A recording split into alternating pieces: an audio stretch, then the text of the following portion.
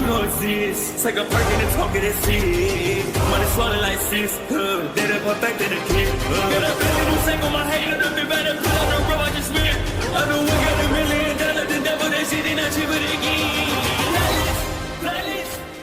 Hello and welcome back, fellow anime lovers, to MangaMuse. I am delighted to have you join us once again in the world of fanfiction and fantasy. This is the fourth part of What If Naruto Joins Percy Jackson and the Olympians. Special note, this fanfic is written in a masterpiece of HistorianoftheKais on FANFICTIONnet. Do check and support the author too. Now smash the like, share and subscribe button for more. Also press the bell icon so that you never miss such great parts. Thanks for the introduction. Now let's dive into the world. Chiron stormed out of the big house infuriated at the latest counselor's meeting and slammed the door behind him so hard that it broke off its hinges. How could this have happened? Had all his lessons been for nothing? All Chiron wanted to do at the moment was line up those miserable little pieces of shit and give them a full contact boxing lesson like he used to give to the legendary heroes who got too uppity or full of themselves in his presence. I take it that the votes didn't go in my favor, Chiron. Chiron whipped his head around and saw Naruto sitting in a rocking chair on the porch. As per the rules, Naruto had been forbidden to vote and had to leave the room since he specifically was the subject of the meeting's deliberations. That rule had been added in the 1400 seconds in order to bring down a very disreputable son of Zeus who had controlled the camp like a mafia boss. There was a sad and almost resigned look on Naruto's face as he looked at the centaur. Chiron looked down and said, "By a vote of 5 to 4 the counselors had decided to ban you from capture the flag until your abilities are no longer the sole determining factor in the winners of the game."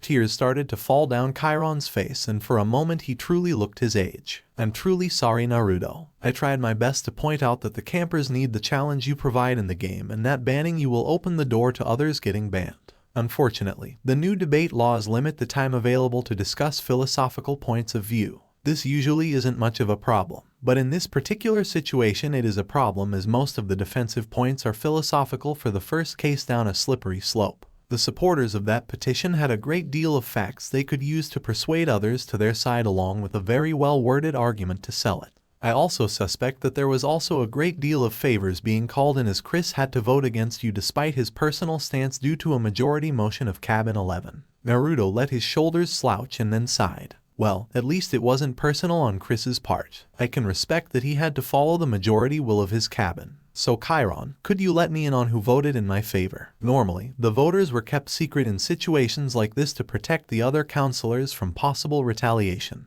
There had been murders in response to certain counselor rulings in previous versions of Camp Half-Blood before the votes started to be kept secret. However, it was a tradition rather than a rule of the camp so Chiron could tell Naruto who supported him. The old centaur had gotten a good read on Naruto and knew that he was a good soldier. At most, Chiron figured the young man would target his opponents with some pranks. He figured that they deserved a good deal more than that for what they did. Chiron calmly said, "The Ares, Artemis, Hephaestus, and Dionysus cabins all voted in your favor, Naruto." It was good for Naruto to know that his closer family members weren't about to sell him out. The two boys in Dionysus' cabin had arrived at camp just a few weeks before Naruto did, and while they were year-rounders, they did not have strong connections among the network of older counselors. Many of the older counselors didn't respect them much because of their young age and the fact that they got to be with their father every day. He hadn't been expecting Zoe's support, but when he thought about it her stance wasn't surprising. Once you got past a sadly justified mistrust for men, the hunters were very reasonable girls. They only ever acted a fraction of their blown-out reputation when some dumb camper decided to be a macho jerk to one of the hunters. Naruto shook his head and then got out of the chair. He calmly said, "I'm going to take Bucephalus for a ride to clear my head.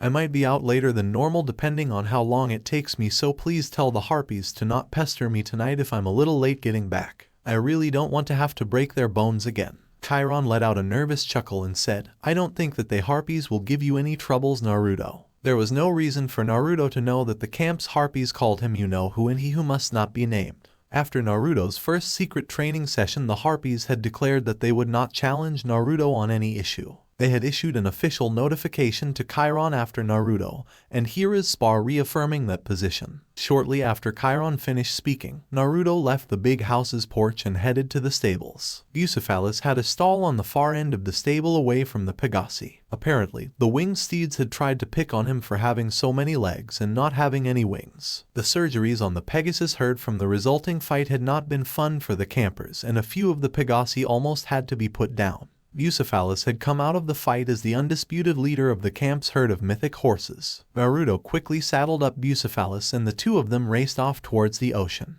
The direction of the run didn't matter to Naruto or Bucephalus. All Naruto cared about was feeling the salty wind on his face while his steed wanted to simply run for all he was worth. The duo traveled far out into the ocean well past sight of shore. When the sun set, Naruto had been carried into international waters. Naruto looked up as the moon started to rise and felt a sense of sympathy emanating from Artemis's chariot. Just as Naruto was about to think about the whole situation, he felt a massive presence approaching him. Bucephalus also felt the presence and took a defensive stance. The powerful steed took a few steps back when he felt the presence approaching the surface of the water ahead of the duo. Those backward steps quickly changed as Naruto turned Bucephalus around and the duo sprinted away to safety as a huge humpback whale surfaced. Once the whale finished surfacing, he turned around to face Naruto and Bucephalus. Naruto was then partially surprised when the whale opened his mouth and spoke in old deep voice. "Well, this is an interesting slight. I don't recall ever seeing a deity of a land deity out this far in the ocean riding a steed of northern origin." The whale paused for a second and seemed to remember something. "Ah yes, you must be Naruto Uzumaki, SKLUP's apprentice." Naruto looked up at the whale and realization dawned on him. "You're a spirit that follows the Regency Council, aren't you?" The ocean shook slightly from the whale's laugh. "You catch on very quickly, Naruto Uzumaki. I am Pakia, the guardian of the great waters under the West's dominion. Not that I have much guarding to do as Poseidon is very good at watching over the oceans. I mostly just keep an eye on his work and take care of those waters that the Olympians have no power over. But enough of me, what brings you out here?" Part of Naruto didn't want to say a thing to Pakia since he had just met the spirit. However, there was something about Pakia that made Naruto want to talk with the spirit. He radiated an ancient and wise presence that was as timeless as the waters he looked over. Finally, Naruto figured that he could trust his gut and started to talk to the ancient spirit. "I was just banned from playing Capture the Flag at Camp Half-Blood because I was too good at the game. It's just not fair. Why should I not be allowed to play with everyone else just because I'm stronger than them? No one is undefeatable." Pakia nodded his head carefully so as not to create large waves. "That is true, Naruto, no one is undefeatable. Even the Great Spirit could have been beaten by his children if they had used the right strategy. They, like many weaklings, claimed a victory that wasn't theirs to make themselves seem strong instead of working to become strong. True weaklings despise the strong and the willingness of strong people to work so hard for their strength. Tell me, Naruto, who typically won the Capture the Flag games at your camp before you arrived?" Naruto frowned for a moment as he tried to think about which cabin used to score the most wins. He then said, "The Athena and Ares cabins tended to accumulate the most wins, followed by the Apollo cabin. Are you saying that they're jealous of me? But that makes no sense as the Ares cabin voted in my favor." A chuckle came from the whale spirit as he replied, "You're jumping to conclusions, Naruto. I told you a fact about true weaklings, citing the Great Spirit and his children as an example. Of course, the Great Spirit's children didn't always act like weaklings, but that's an entirely different matter for another time. I also asked you about who used to win your camp's game to find out more information. You are the one who assumed that I was implicating those cabins were against you out of jealousy. Now I know that jealousy is a powerful driving force among the weak, but I don't have enough information to theorize why the counselors at your camp turned against you other than that they are weak." "What do you mean that my cousins are weak, Pakia? I don't like people trash-talking my family, so you had better give a good explanation or I will make you eat those words." Naruto got off of Bucephalus and started to walk over to the spirit. Pakia actually laughed and said, "I'm glad to see your strength, Naruto. Almost nothing is stronger than a person willing to stand up against an overwhelming force to defend someone else. There are many different kinds of strength, but the greatest is the ability to truly understand someone and be willing to give them what they really need. Being willing to defend someone is a part of this strength. If one cannot do that, then they are weak no matter the strength in their body or their mind. True weaklings are deficient in mental or sometimes physical strength in addition to not having the strength of heart. Most Imaidites are petty and weak, caring about their personal glory instead of helping others. The ones with only mediocre skills are worst, as they inflate their own egos to try and make up for any perceived weaknesses. Thankfully, I've been told that many of the younger members of your camp are not as weak as their older siblings. But, while they still have some power, the weaklings will no doubt lash out against you to make themselves feel better. No matter what they say out loud or in private, in their hearts they congratulate themselves for being able to score a victory over someone strong like you. Somehow, the whale spirit's eyes gained the twinkle of a kindly old grandfather as he finished up. Now there comes the question that is probably the source of your confusion, Naruto. What are you going to do? Are you going to be strong like Sasuke boasts, and I think you can be, or will you become weak? It is easy to become weak. All one needs to do is stop caring about and protecting others. However, it is almost impossible to become strong again after becoming weak. To remain strong, someone in your position must endure the weakling's petty attempts to hurt you and show them who the better person is. What will be your choice, Naruto? Think on it and return to your camp when you have your answer. Now, if you'll excuse me, I need to continue my journey to New Zealand. With that said, the whale spirit backed away from Naruto and began to dive under the waves. A week after Naruto was banned from Capture the Flag, he and Artemis were walking the streets of Queen's nearest camp, Half-Blood. Artemis was dressed in a comfortable pair of slightly loose and worn jeans, a black PETA, people-eating tasty animals t-shirt, and brown cowgirl boots. She had sweatbands on her wrists and her hair was done up in a ponytail with a simple scrunchie. Naruto was dressed in jeans, a belt with seals worked into the decoration to store his gear, and an orange t-shirt that said, "All around me I see nothing but chaos, panic, and disorder. At last, my work here is done." His outfit was finished off with a pair of sandals on his feet. Naruto hated sneakers and wore open-toed shoes whenever he could. The duo was on their first sojourn to locate Connor's great-granddaughter. While it technically was Naruto's quest, he had deferred to Artemis's judgment on how to proceed. She was the master hunter and tracker, while his tracking experience was limited to warm trails in the forest. Artemis's first instruction had been to limit their mystical presence as much as possible so that they didn't alert whatever was threatening the girl in question. That's why the goddess was in actual mortal clothing instead of her usual outfit. It was also why Naruto wasn't carrying his kanabo around as his lucky bat. As Naruto and Artemis walked down the street, Naruto would periodically glance at his compass, hoping to see a sign that the girl was nearby. He was also staying silent and listening attentively to Artemis talk about tracking. When you are tracking a target, and even more so when there are rival trackers involved, one of your biggest challenges is to stay hidden. If your presence is known, then your target will work harder to escape you, and your rivals will either shadow you to take your victory or they will try to take you out. Naruto turned to Artemis and asked, "Is that why we're walking so slowly?" Part of Artemis wanted to roll her eyes at Naruto's actions. He could be such a little child at times. On the other hand, he was paying attention to her and trying to learn what she was teaching him, which was very satisfying. Most boys would refuse to listen to a girl about something manly like tracking or hunting. Artemis quickly replied, "Look around you, Naruto. We're walking just as fast as most people are. Running around will just bring more attention to us. Furthermore, we don't have any reason to run because we don't know where this girl is." The vast majority of tracking and hunting is more like a marathon than a short sprint. When they came to an intersection, Artemis had them make a right turn. Her search plan was simple and methodical. They'd circle around each block that was in a straight line, and then they'd start on the next line of blocks. After the duo had cleared several blocks, Artemis began to sense the presence of several hunters. She was sensing 3 hunters to be exact, and they were staying a block and a half behind her and Naruto. Why were they following her? Zoe, Daphne, and Phoebe were on the roof of a nearby building keeping tabs on Naruto to make sure he didn't do anything unacceptable to their lady. They didn't think that Naruto would try anything with Artemis, but he was a guy and this was his first time alone with their lady. None of the hunters were comfortable with the idea of Naruto and Artemis being unsupervised, so all the hunters had decided to send the trio to keep an eye on this quest. The hunters had cashed in quite a few favors from Ariadne so that she could get Dionysus to let the trio have permission to leave Camp Half-Blood. Daphne had headphones on and was pointing a spy sound amplifier to listen in on Artemis's lecture. Phoebe had a powerful pair of binoculars that she used to keep an eye on Naruto. To be more specific, she was keeping an eye on his hands to make sure that they stayed away from Artemis. Zoe was armed with smoke pellets and a rigged air horn.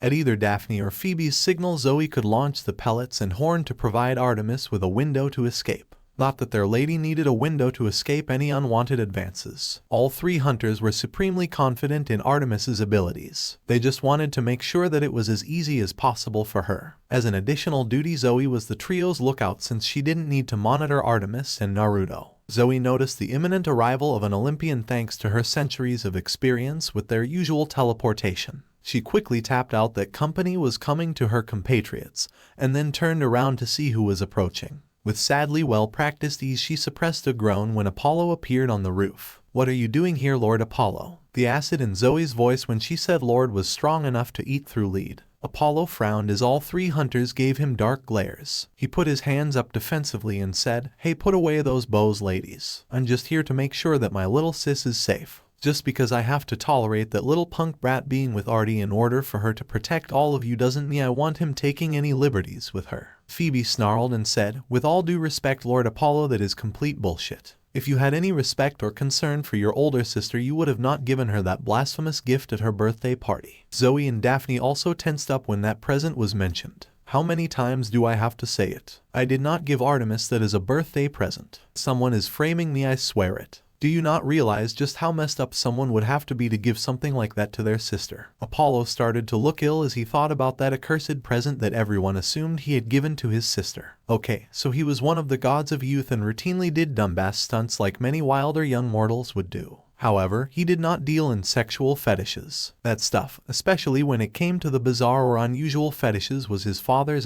dick. The present that had caused Apollo so much tension with his sister and her hunters was a dominatrix outfit complete with a black leather corset, fishnet stockings, stiletto boots, a riding crop, and a collar with a property of Artemis tag. Everyone on Olympus knew that the present was from Apollo because it had been addressed to "my dear little sis," and Apollo was the only one person idiotic enough to call Artemis that. The resulting enraged chase and beatdown by Artemis and her hunters of Apollo was now legendary on Olympus. However, Apollo was telling the truth that he had nothing to do with that present and he was being set up as the fall guy even if no one believed him. Hira had privately congratulated herself for a week afterwards for pulling off a master prank and sticking someone else with the blame. Zoe rolled her eyes and said, "We've wasted enough time. Lord Apollo, if you wish to remain in order to observe Our Lady assisting Naruto with his quest, then I request that you hide your presence as well as you can." Apollo nodded his head and double-checked how he was hiding his divine presence. Everyone knew about Naruto's quest from a woodland spirit up north to help the spirit's descendant.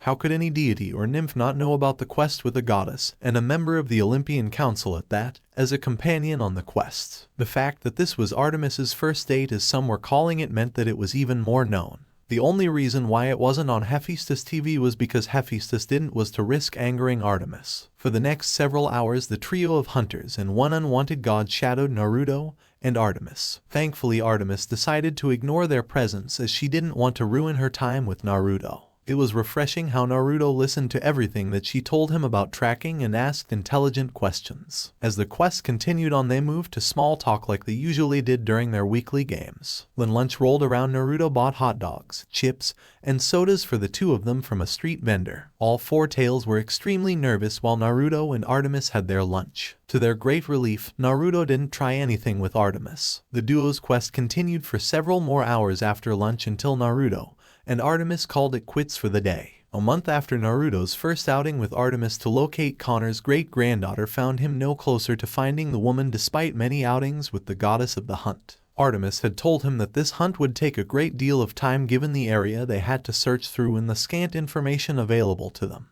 Naruto knew that his quest could take at least all summer, but he had been hoping that Titch could give him a break. He enjoyed his time with Artemis as the goddess reminded him of several strong kunoichi he was friends with back in the elemental countries like Temari, for example. However, he was more concerned about the safety of Connor's great-granddaughter than the good times he had with Artemis. Naruto shook his head and refocused his thoughts on the report he needed to write for Konoha. Ever since Naruto came to Earth, he had written reports on monster attacks, information he had uncovered regarding the mythical world, reports on common technology in the United States, and a yearly status check on his abilities. The reports were all in triplicate and each of the copies were sealed away in special hidden seals. One of the seals was hidden on his person while the other two were hidden among his personal possessions. Jiraiya had taught Naruto everything he knew about spying and intelligence gathering. His old sensei had known that Naruto would likely never be allowed to be a spy master given his more valuable role as a military deterrent. But Jiraiya had hoped that Naruto could pass those skills on to a member of Naruto's hopefully future genin team so that Konoha could have a spy master after his passing. It was honestly a little sad to Naruto how little people questioned his skills when he came to Konoha after his almost 3-year training trip with Jiraiya. Yes, there had been a lot of minor mistakes along with holes in his academic knowledge that Jiraiya had to correct, and trying to learn how to use the Kyuubi's chakra took up a significant amount of time. However, most people tended to dismiss his skills and training since he hadn't been an S-rank threat and was still a genin. The ones who didn't simply dismiss his skills were the better jonin like Kakashi, and they didn't think much on his abilities because they were used to working with people on his level. The fact that he used to routinely deal with legends and powerhouses among S-rank threats didn't seem to factor into many people's estimations of his abilities. Under Jiraiya's tutelage, Naruto had learned to use people's dismissal to practice his intelligence-gathering skills. Jiraiya hadn't failed to curb Naruto's boisterous personality like many thought. He had taught Naruto how to slip in a mission mindset when needed and how to use his regular personality to deflect suspicion.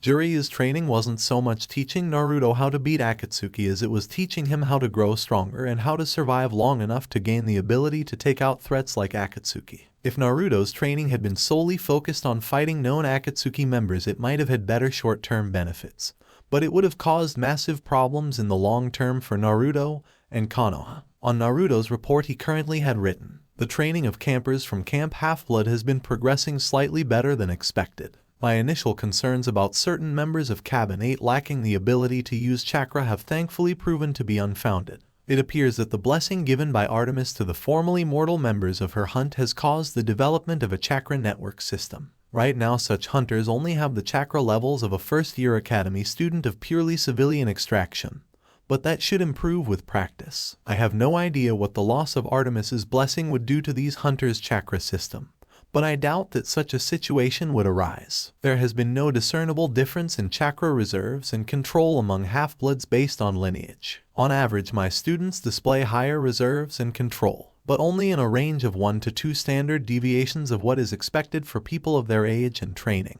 Based on current projections, the majority of campers will qualify for the wartime genin tests by the end of the camp's summer session. I currently plan to continue the Ninshu course during the rest of the year by Hurration if my calculations on the jutsu's range are correct. If not, I will continue my lessons through scrolls with sealed cage buncheons." Naruto knew that he had friends and commitments in Alaska that he needed to attend to. Being so far away from Olympus allowed Naruto to learn from the spirits attached to the Council of Regents along with his relatives in Asgard. It also allowed him to establish bonds that could prove beneficial to Konoha in the future. A frown appeared on Naruto's face as he thought about his friendships like that. It made him feel dirty, like he was using his friends for his own ends. Jiraiya had quickly picked up on Naruto's unique abilities to make friends everywhere. It was an ability that Jiraiya had admired and wished he had himself. The old pervert knew that there were those in Konoha who disagreed with shinobi having friends outside the village and taught Naruto how to coach his words in such a way that they couldn't use those bonds to attack him. Those individuals who would stand against him for helping out a foreign friend would accept those same actions if he claimed that he was cultivating a strong bond between the person and Konoha. The next dozen pages of the report were filled with in-depth information on every one of his students and their progress. After double-checking all of the details, Naruto was forced to come to the part of the report he hated. How could Konoha utilize his cousins to the village's benefit if a way to establish a safe connection to the elemental countries was discovered? Naruto knew that there had to be a way since he had learned enough from the Aesir and the spirits to know that his people came to the elemental countries from Earth. Naruto closed his eyes, sent up a prayer to his mother, and then grit his teeth together in order to continue the report. If a method of safe transportation is discovered, I believe it to be in Konoha's interests to convince as many campers as possible to join the village. In addition to large chakra reserves and very good chakra control, all campers display abilities that would be invaluable to Konoha. Almost all of these abilities could turn into Kekai Genkai in 2 or 3 generations if the campers and their immediate descendants agreed to follow a well-thought-out breeding plan. Alumni records show that certain traits are hereditary among half-blood legacy lines. The large startup population represented by the half-bloods and the ability to reintroduce source genes in a clan by inviting future half-bloods of the appropriate lineage neutralizes most of the problems found in Kekkei Genkai development breeding programs. From my observations and the information I have retrieved, I recommend that the following lineages be the focus of future recruiting attempts and what each line could give rise to in the future. Both Demeter and Dionysus's children have strong abilities at controlling plants. They appear to have some variant of Mokutan which I plan to test in the future by attempting to teach them some Mokutan jutsus I have observed being used in the past.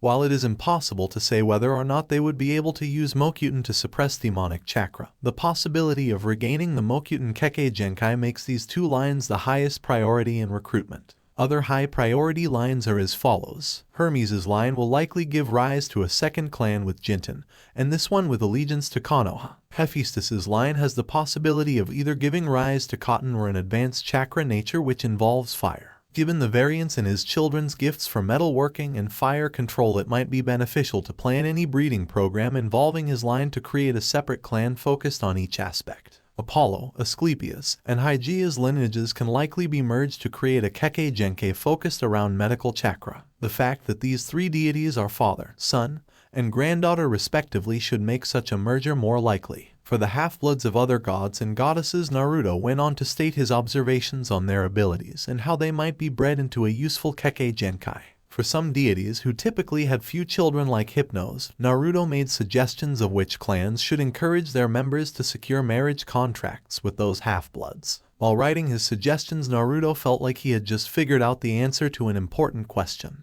Only, he couldn't remember what the question or the answer he had figured out was. Eventually, the sensation aggravated Naruto enough that he sealed away the report and left his cabin to play some basketball. Annabeth rushed out of her cabin with a smile on her face. Her siblings had just confirmed that she would be replacing Robert as cabin counselor next month when he left camp to go to college. Even though she was one of the youngest members of Cabin 6, Annabeth had been in the running to take over from Robert for a long time now. Each cabin had its own traditions on how and when the counselor position was passed on. Ares' children followed whoever won a challenge match for the counselor seat. Demeter's children followed whoever grew the best plants the previous year. Athena's children used a tiered system based on seniority of time at camp with a preference given to year-rounders. As a year-rounder with almost 4 years at camp, Annabeth had the most seniority. There were a few summer campers who with 6 and 7 years of experience who could have challenged her for the position if they decided to shift to being year-rounders. Zach, her last potential rival,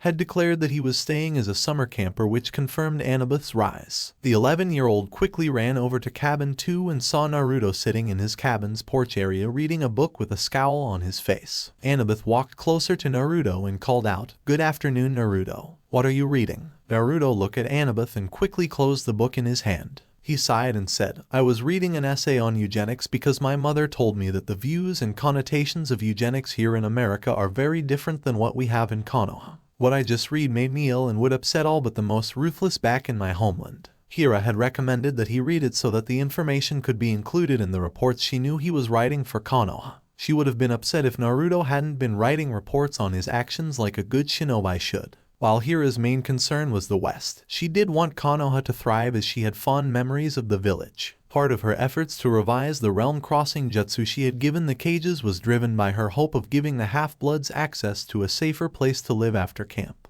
Another reason was because she hoped to strengthen her old home. Of course, such efforts would be completely in vain even if she succeeded in revising the jutsu if Konoha bombed their recruitment drive because of cultural differences. A small frown appeared on Annabeth's face as she tried to remember what Naruto was talking about. Eugenics, that's the science behind good breeding in animals, right? Naruto shook his head slightly and said, "Not exactly, Annabeth. What you described is animal husbandry. Eugenics is about improving the genetics of a group of humans. Almost all shinobi clans back home practice it to maintain a Kekkei Genkai, or to try and develop one. Do you remember what a Kekkei Genkai is, Annabeth?" The young girl thought for a moment as she remembered what she had read in the textbooks Naruto had given her. Once she remembered, she replied, "A Kekkei Genkai or bloodline limit is a special ability that only certain ninjas have because only they have the genes for it. Naruto nodded his head. That's correct, Annabeth. Kekkei Genkai are extremely valuable back home because their special abilities increase the prestige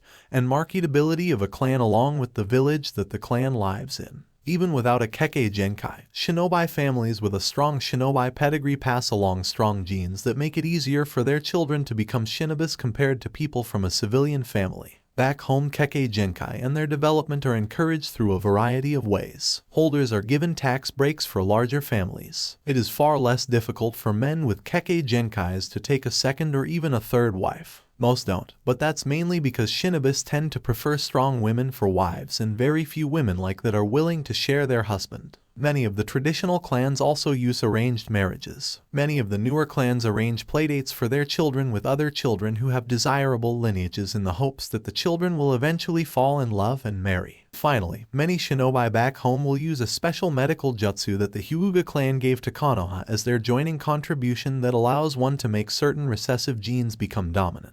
He then thumped the book with a fist and threw it away. Some of what was talked about in that book was just sick and you really don't need to learn about it just yet, Annabeth. The idea of forced breeding and forced sterilization that some proponents of eugenics on Earth called for was disgusting. Naruto then tried to change the subject and asked, "Enough of that, Annabeth. What brings you to my cabin today?" Annabeth's face lit up as she said, "I'm going to be the new counselor for Cabin 6 once the summer session ends." To Annabeth's surprise, Naruto bolted up and got her in a bear hug. "Congratulations, Annabeth. I'm so happy for you." Eventually, Naruto let go of Annabeth, who was now sporting a small blush on her face. She then said, "I wanted to let you know because I'm hoping to overturn your ban next year once the minimum time period before an edict can be overturned has passed. If all of the cabins vote the same, then I know you'll be allowed to play again. However, I'm hoping for a strong rejection of the previous ruling. Katie Gardner is likely to be the new counselor for Cabin 4, and knowing her, she'll almost certainly let you play again.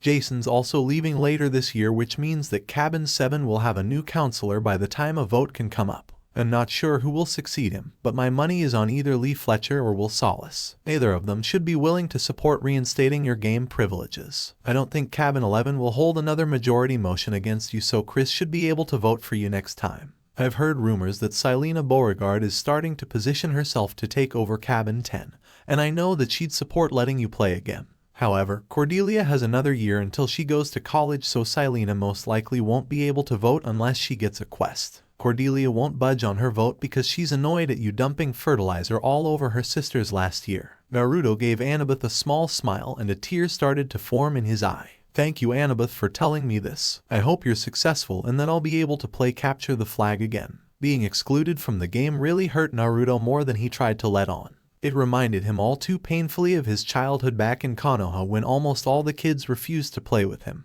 Those had been dark days for Naruto when he only had the old man recognize him and brighten his day. The only reason he didn't start celebrating was because he knew that overturning a ruling tended to be more difficult than getting a ruling passed. Zoe looked at the board in front of her and then back at the tiles in her hand and tried to figure out which one to play. Artemis and Naruto had decided to make Acquire their current game of choice. Since Acquire really wasn't a two-person game, Artemis had invited several of her hunters to join. Naruto had been planning to bring in some of the half-blood campers as well. However, none of his friends at camp felt comfortable with the idea of playing a board game with a goddess. She placed a tile and drew another one. Naruto spoke up as Daphne considered her move. "Out of curiosity, Artemis, how are you able to convince girls to join your hunt?" Artemis and her 4 hunters all turned to look at Naruto in shock. Caroline quickly blurted out, "Why would you want to know that, Naruto?" She then sheepishly turned to Artemis and bowed her head. "I'm sorry for speaking out of turn, my lady." Artemis nodded her head and said, "You are forgiven, Caroline."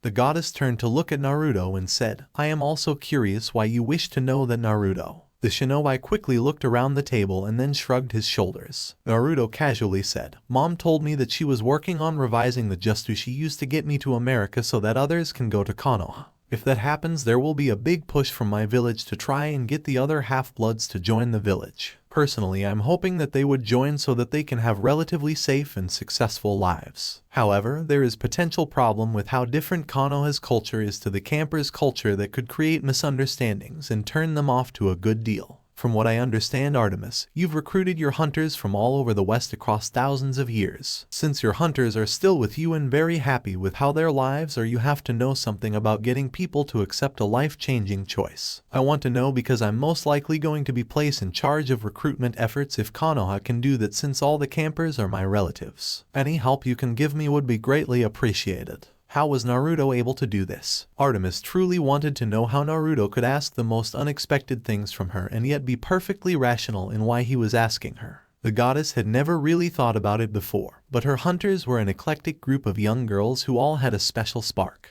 Now that Artemis thought about it, she realized that it was a bit amazing how so many of her potential recruits actually joined the hunt. She certainly had a higher success rate gaining hunters than her brothers had getting conquests, and they often used their divine auras to help speed up the courting process. The few who did refuse usually did so because they had a goal or dream that couldn't be accomplished as a hunter. After thinking for a minute, Artemis said, "I think I might be able to help you, Naruto. Why don't you tell me about the benefits and potential drawbacks that a half-blood could have if they joined Konoha? If you tell me, I might be able to point out what you could or should stress." It would be an interesting challenge for her to help Naruto out on this. She also wanted to help Naruto because she found him to be a good friend. The game continued silently while Naruto thought over Artemis's question. When it came time for his turn, he put a tile down and then spoke. If a half-blood joins Konoha, they have protection from people and monsters who wish to do them harm. The lands around Konoha are violent. However, the violence is usually limited to low-level conflicts on the scale of a minor gang war well away from the village, with the current war being an exception. Any half-blood would be able to live openly as a half-blood. The taxes and government oversight in Konoha are a lot lighter than here in the United States. That's just the benefits that civilians get. If they were to join the shinobi force, then they would get additional benefits. Shinobis do not have to pay taxes on money earned from missions given by the daimyo's court. Clan founders are often given a small plot of land to build a family home.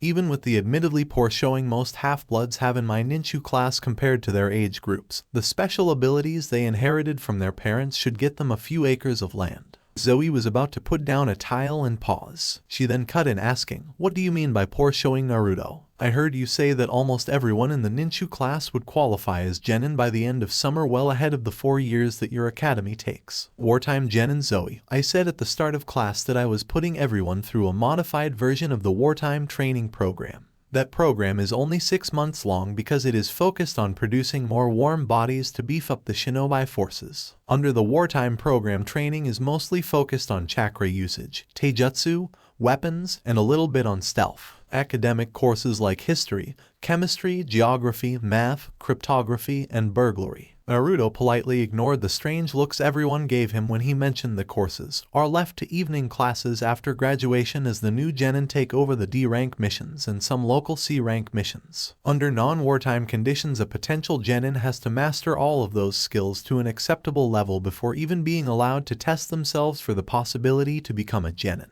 Half-bloods have several advantages that have given everyone in camp the ability to speed through this part of their training. Genetically, half-bloods have large chakra reserves and good control, more on par with a candidate from a shinobi lineage than one from purely civilian extract. Just like many clan heirs back in Konoha, everyone did very well with the starting chakra exercises. The physical training here at Camp Half-Blood was already at levels run by a genin squad, which has also helped to improve the campers' chakra reserves before they knew about chakra. Everyone just needed to learn how to use their chakra to get the same results as genin. Most campers are proficient with enough weapons to pass the weapons training portion of the genin requirements if one substitutes Greek weapons for the traditional shinobi weaponry. However, the boost most half-bloods are getting from their heritage and the camp's training is nearing its end. For most people it takes days or weeks to learn a C-rank jutsu, whereas a D-rank jutsu will only take a few hours or a couple of days at the most. Because of the campers' average skills at the moment, they wouldn't be able to command much of a signing bonus. Konoha, like most other shinobi villages, wants Kekkei Genkai holders to join, but only if the holders can help the village. As for the negatives, that is a little harder to quantify since there are no negatives from my perspective. I suppose the fact that Konoha's judiciary system is based on secret trials and punishments tend to be harsher is a negative. But how else is justice supposed to be done when the accused is trained to be a highly lethal assassin if needed? The fact that Konoha is a military dictatorship in a semi-autonomous relationship with a feudal state might also be a negative. Finally, I think the last negative is that shinobi are socially expected to try and have the strongest children they can.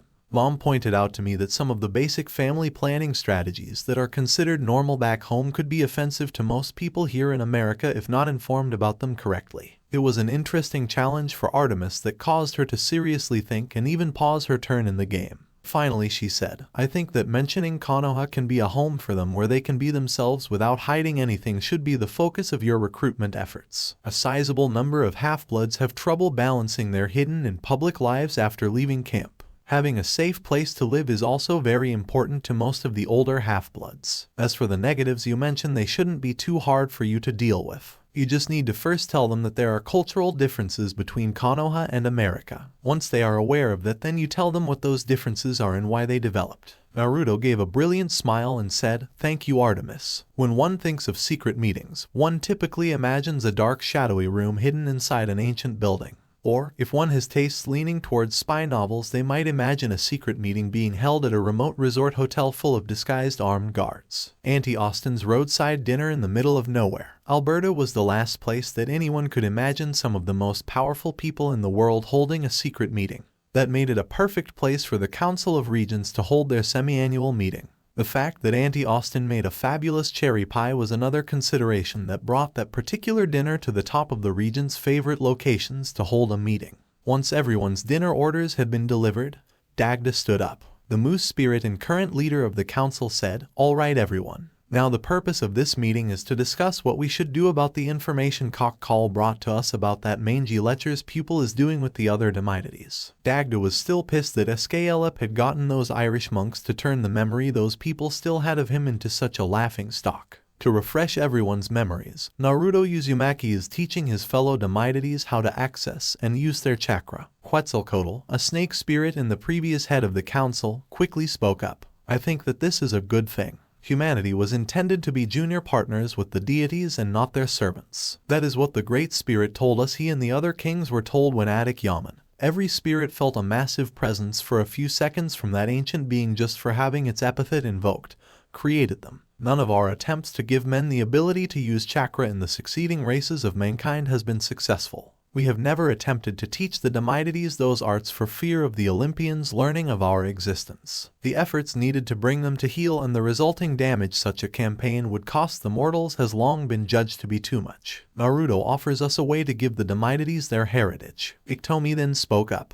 "But can we trust them with chakra?" Many of the spirits turned to look at the spider spirit warily. Iktomi quickly started to explain his position. Taus Melek was able to corrupt many of the first men when he came to this realm. Men who I might add had much stronger wills than their current counterparts that live on Earth. Many Demitides cause enough damage for their parents without using chakra thanks to their corruption. Imagine the damage they could cause if they access to the abilities of the first mankind. Need I remind you that the Gibborim wielded powers on par with what the major Olympians had in their prime. The corruption that Taus Melek forced us to bear upon his defeat grows stronger in half-bloods when their power grows. The spider spirit started to grow more passionate as he continued to speak. "We are already using all our mastery in the sealing arts to keep the worst of the corruption's effects sealed among the Olympians with the Latin protocols. As the Roman Empire showed us, the Olympian deities cannot stay in their Roman form for extended periods of time without drastic measures needed to correct their excesses. Letting the Demitides learn to use chakra will increase their corruption. Furthermore, we have to consider the possibility that the Roman Demitides could learn how to use chakra as well. I would not put it past an Olympian while in Roman form to copy Naruto's chakra lessons and give them to the Romans because they cannot stand the thought of their Greek form children being stronger." At this point Lupa spoke up. "Let me be the judge of what the Romans might or might not do." Iktomi. Everyone turned to look at the wolf spirit who is better known throughout the West as the Mother of Rome.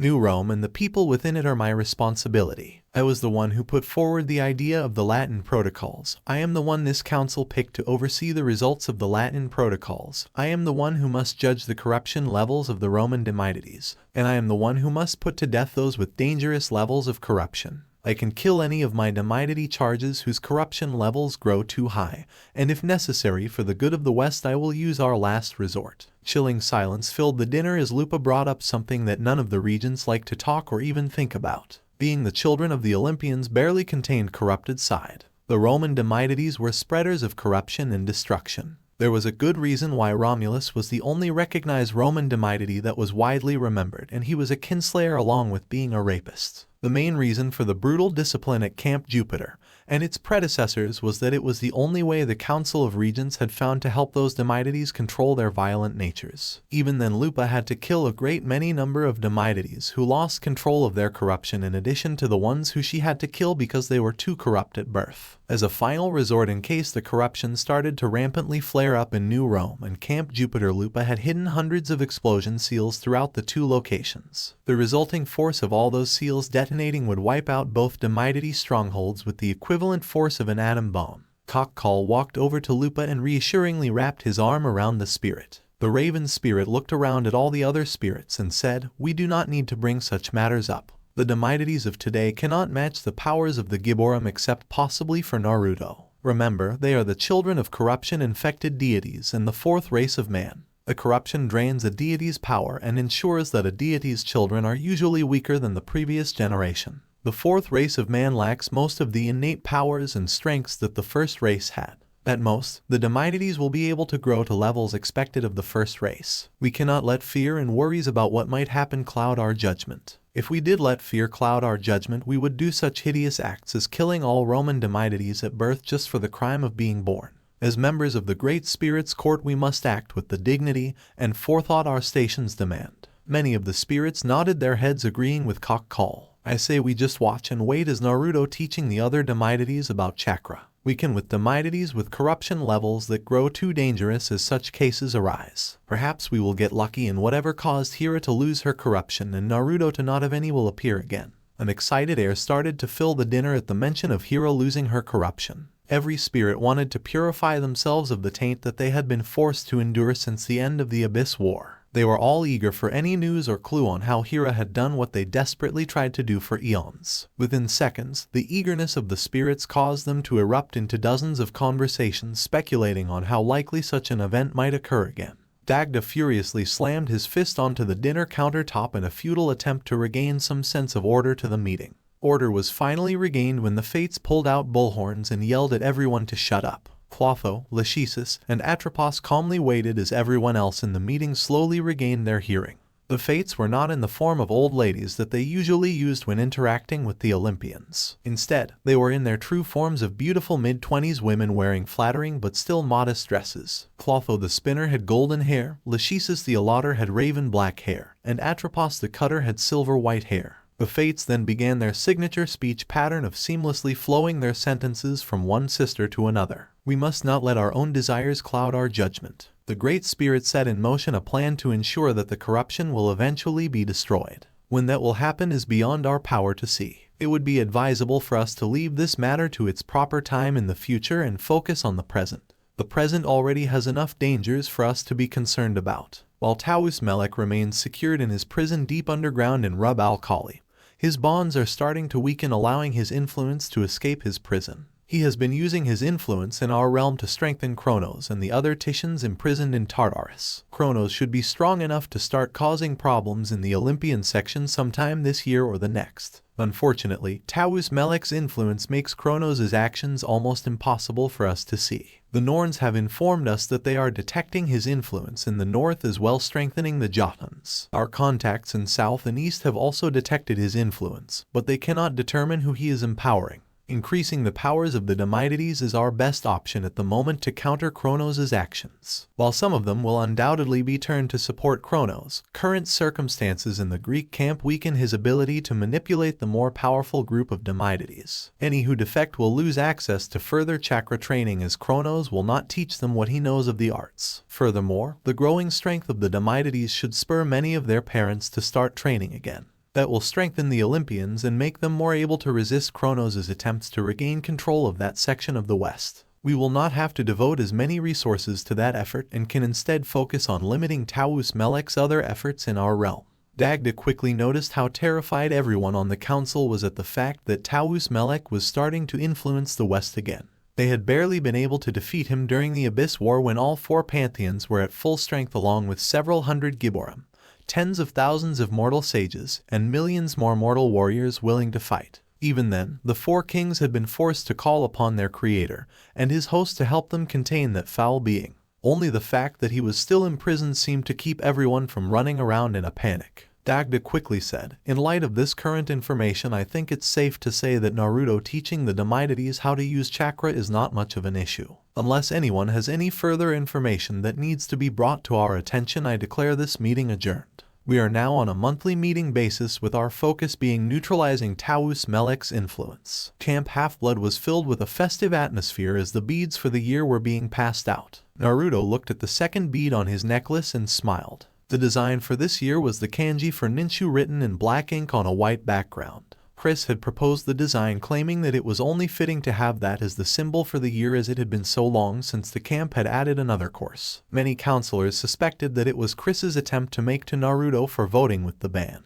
but they had to agree that his reasoning was sound. Only one person wasn't happy that the summer session was ending, and that person was Artemis. Months ago she had planned that she would have given Naruto a kiss by now in order to try and move her attempts at courting him along. Now here she was at the end of the summer session and she hadn't even attempted to kiss Naruto once. How could this have happened to her? She had gotten almost hundreds of opportunities to kiss him during their weekly board games and trips to find Connor's great-granddaughter. It also wasn't like Naruto would be that bad of guy to have for a boyfriend. Artemis shuddered slightly at the thought of the word boyfriend describing a guy's relationship with her. He was friendly, caring, willing to listen, dependable, handsome, strong, and not too proud of his accomplishments. By almost any measure, he was a great choice for any girl to have as a boyfriend. Even her hunters no longer felt the need to be guarded around him, which was as close to approval as a man could hope to get from the hunters. Artemis knew exactly why she hadn't kissed Naruto yet. She was terrified of the thought of being in a romantic relationship. As the goddess of the hunt, Artemis was very free-spirited, and the thought of being tied down was anathema to her. The fact that women tended to be sequestered and viewed a property of their husbands for so many thousands of years only made her more skittish of the thought of marriage. The maiden goddess glanced over to table 2 where Hira was giving Naruto a big hug. Hira's warning from last year rushed back to the forefront of Artemis's mind. Artemis's eyes narrowed as she looked at Naruto, to her hunters, to Hira, and then back to Naruto. The warning gave her a renewed sense of strength and courage. If her days as a maiden had been deemed numbered by the fates, then all that was left for her was to choose how her virginity would eventually be lost. Zoe turned to look at Artemis and said, "Milady, what is the problem?" Artemis turned to her old friend and said, "Nothing is wrong, Zoe. I've simply come to accept that I need to stop procrastinating on certain issues. Everyone here needs to stay at this table. Is that understood?" Many of the hunters blinked their eyes in confusion before slowly nodding their heads. Artemis stood up and started to nervously walk towards table 2. Almost instantly, the campers picked up on her movements and most of them started to watch her like a hawk. Every step made Artemis feel more nervous than the last, making it harder for her to resist the urge to teleport out of camp.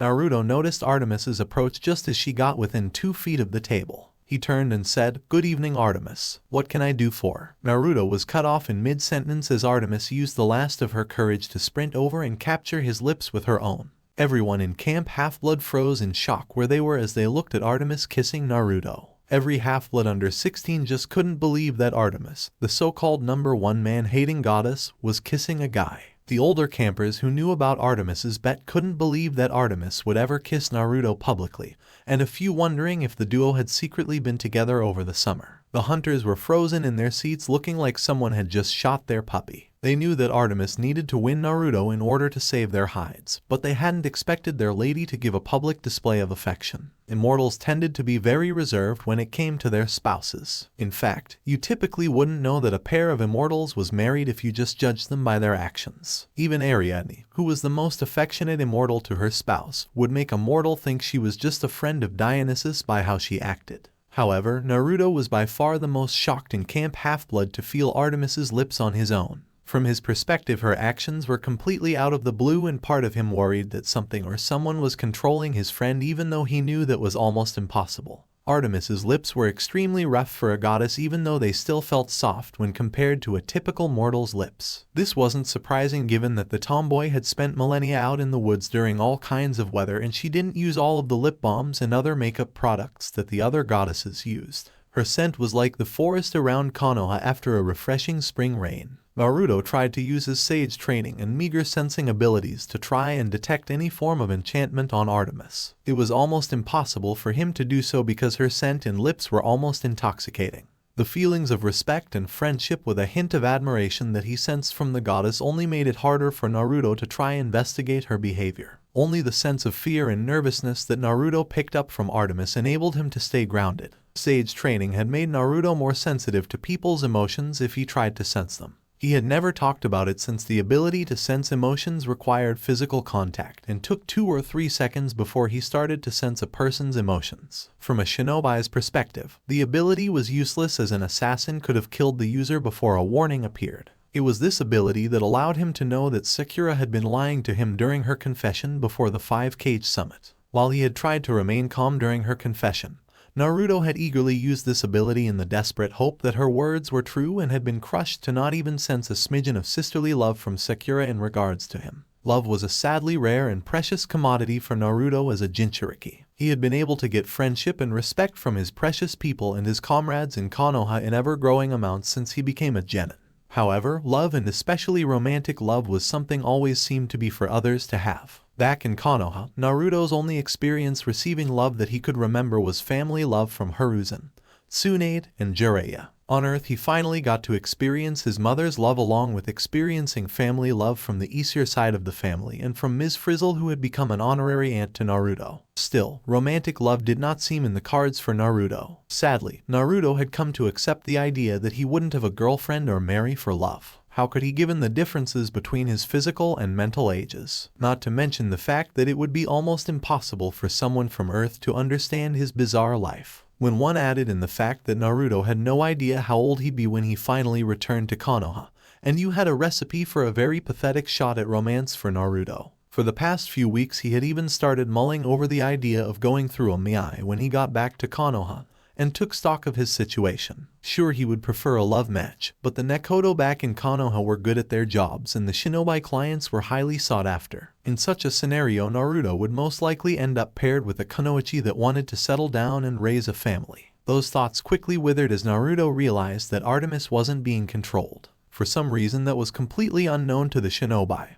his goddess friend had decided to kiss him. That old and persistent spark of hope suddenly caused Naruto to lean into the kiss slightly and just enjoy the sensation. He could worry about what it all meant later. Right now, he could just enjoy the feel of her lips on his and her scent in his nose. Artemis found herself enjoying kissing Naruto much to her great surprise. She had picked up a great deal of academic knowledge about boyfriends and romantic interactions over the millennia from hearing the goddesses gossiping. The kiss didn't feel desperate or dominating as most goddesses described the usual feeling of their paramours' kisses. To her confusion, Naruto was shocked first and then became confused for a time. He then seemed to accept the kiss and gently returned it. However, before Artemis or Naruto could go any further with their kiss, one of the campers regained their senses and ended the moment. The camper in question let out a piercing whistle and then called out, "Hey, cut it out, you two. If you get any heavier than cabin 8, we'll have a new member next summer." Several campers turned and looked in disbelief at the camper in question, wondering if she would be turned into an animal. The others watched as Artemis immediately ended the kiss and blushed so deeply that her skin turned golden. She then bolted, trying to get away from camp as fast as she could without remembering that she could teleport. Naruto was left standing stone still, wondering what the Tartarus had just happened.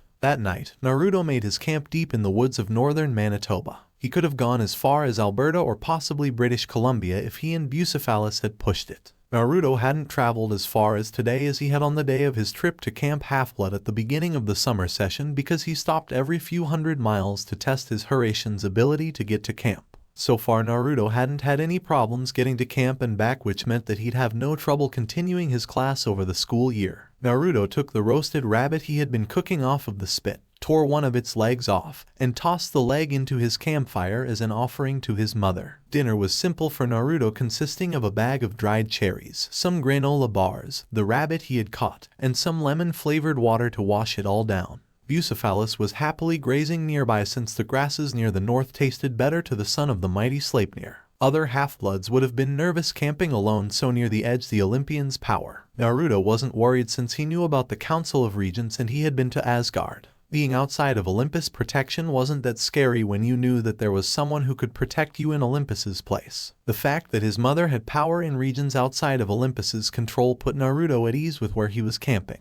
The 13, nearly 14 again, year-old shinobi looked up at the sky where the moon was waning right before his eyes. What would the regular mortals think of that phenomenon? Knowing how the mist tended to weave things, Naruto figured that scientists would likely explain this event as being caused by a unique series of alignments or something along those lines. Hopefully the current standby of climate change wouldn't be pulled out. Demeter had been campaigning heavily to let that standard mist explanation die. As the goddess of agriculture, she was enraged that mere mortals thought that they could change the conditions of the natural world. Hephaestus and Athena were in staunch opposition to Demeter's efforts because the mortals' current rationality-based outlook on the world would leave them having to work overtime coming up with excuses the mist could use. Artemis was also a strong opponent to changing that cover story as she created it to get more mortals to think about the long-term consequences of their actions. Naruto's mind turned away from divine politics to thoughts of what had to be causing the moon's early and rapid waning. Obviously, Artemis was embarrassed and possibly ashamed by what happened earlier today. Naruto felt an emotional turmoil starting to rise every time he stopped to think about the kiss Artemis had given him. He'd have to lie to himself if he didn't acknowledge that it had been extremely enjoyable. However, Naruto's pleasure was distant second to his concern for Artemis. It wasn't like her at all to just kiss him like that. That fact made Naruto extremely worried for the goddess of the hunt and moon. What really annoyed Naruto was the fact that he couldn't think of anything he could do to help his friend with whatever had driven her to do something so atypical of her. At the moment, the best solution Naruto could think of was to act like nothing had happened and not bring the kiss up unless she brought it up herself. Just before Naruto could take another bite out of his rabbit, he heard footsteps approaching. The shinobi immediately put his roasted rabbit down and moved his hand towards his sealed shuriken. He then guardedly watched as Clotho, Lachesis, and Atropos entered his campsite in their true forms. Just before he could them who they were, they spoke. Be at peace, Naruto Uzumaki, son of Hira and Minato. We mean you no harm. Relaxing ever so slightly, Naruto looked at the trio and asked, could you three tell me your names? The Fates smiled and said in turn, I am Clotho, Lachesis, Atropos, and together we are the Fates. The women smiled as they walked closer to Naruto. You are surprised by our appearance, are you not? We assume the forms of elder women when we deal with your divine kin because it suits us. Letting you see us as our fellow regents see us is also because it suits us. Lachesis stepped through Naruto's campfire, instantly putting it out and causing the campsite to be lit by an eerie blue light that came from nowhere. There was something different about the Fates. Naruto had been in the presence of several gods, goddesses, and spirits. However, the Fates felt different from all of them and put Naruto on edge. He kept his calm and said, why are you three visiting me and visiting me at this particular time?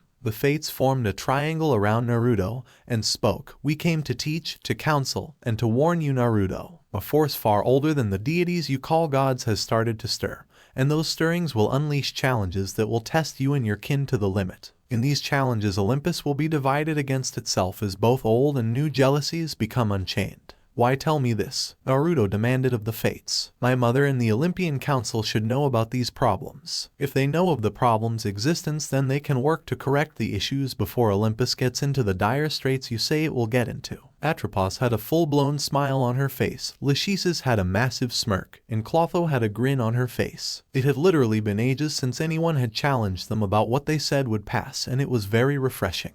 It brought back memories of happier times when they served in Auranos's court. They then continued their speech, seamlessly changing who was talking between the three of them. Noble though your ideas are, they are wasted on your divine kin. Immortality sadly has a way of blunting maturity by allowing one to escape the consequences of one's actions and dulling the lessons time gives to a person. While many of your kin have matured as you would expect them to do, many more have not. It only takes one to start an argument, but it takes two to settle an argument. We tell you this not to give you despair, but to prepare you for the years ahead, Naruto. You and the choices you make will be of great importance, Naruto. The destiny you spin for yourself will affect the weave of fate for more people than you can count at the current time. Now that you know that these times of trouble will come, you can remain calm during the storm and be a rock for others to draw strength from. However, all of this will not matter if you do not listen to our counsel. Life has taught you many lessons, but you do not always remember those lessons when you need to remember them the most. The wisdom they and the other lessons you will soon learn will guide you through the upcoming trials. The hardships you and others will face will wax or wane depending on how poorly or properly you remember what you have learned.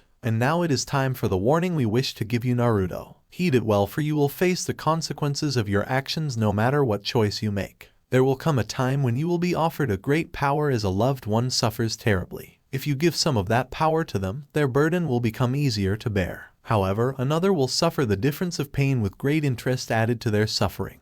Only by hardening your heart and letting your love endure torture will you and everyone be spared a greater pain. Naruto snarled at the fates and harshly said, "That is bullshit. I don't care who or what you three are, but I refuse to let any of my friends suffer when I can stop it. People have been telling me for almost as long as I can remember that this thing or that thing cannot happen, or it has to happen because that is its fate. I've personally proven such claims to be wrong half a dozen times." Clotho frowned while her two sisters remained impassive. The fates then said together, "No one can stop you from acting as you wish, Naruto. You have the gift and burden of weaving your own fate as you see fit. We can only see how the thread you weave at this moment can affect the woven threads of others. You have the heart of a great leader and you could raise yourself up to that position. However, having a leader's heart will not help you if you do not temper it with a leader's mind and a ruler's wisdom." With that said, the fates vanished, leaving Naruto and his steed alone. Naruto and Arnold walked into school and headed for their new classroom. A frown appeared on Naruto's face as he heard dozens of girls all darkly muttering about that infernal pervert. He turned to his old friend and said, "What happened while I was at summer camp, Arnold?" A lot of people seemed to be extremely upset. Arnold sighed and replied, "A new family just moved into town a few weeks ago. From what my mother told me, the family is a widowed mother and her son who is about our age. While the mother is supposed to be very nice, the son, whose name is Isay, is supposed to be a total pervert." The dryad Arianwen, who had gained a very serious crush on Arnold, had been ranting to the clear-sighted mortal all week over that perverted creep spying on her and the other nature spirits. Arnold sighed and said, "Isay probably has some sort of connection to your camp, given that Arianwen and her cousins were bothered by him." Naruto slowed his stride slightly as he thought about what Arnold told him. Could Isay have some connection to the mythological? The boy could possibly just be another clear-sighted mortal. However, something made Naruto want to reject that idea. There was something in the school that was setting his senses on edge. The shinobi discreetly motioned for Arnold to stay on his guard and his friend carefully nodded his head. Both teens trusted Naruto's instincts when it came to needing to be alert. The presence that was setting Naruto on edge grew more powerful as the duo walked closer to their assigned classroom.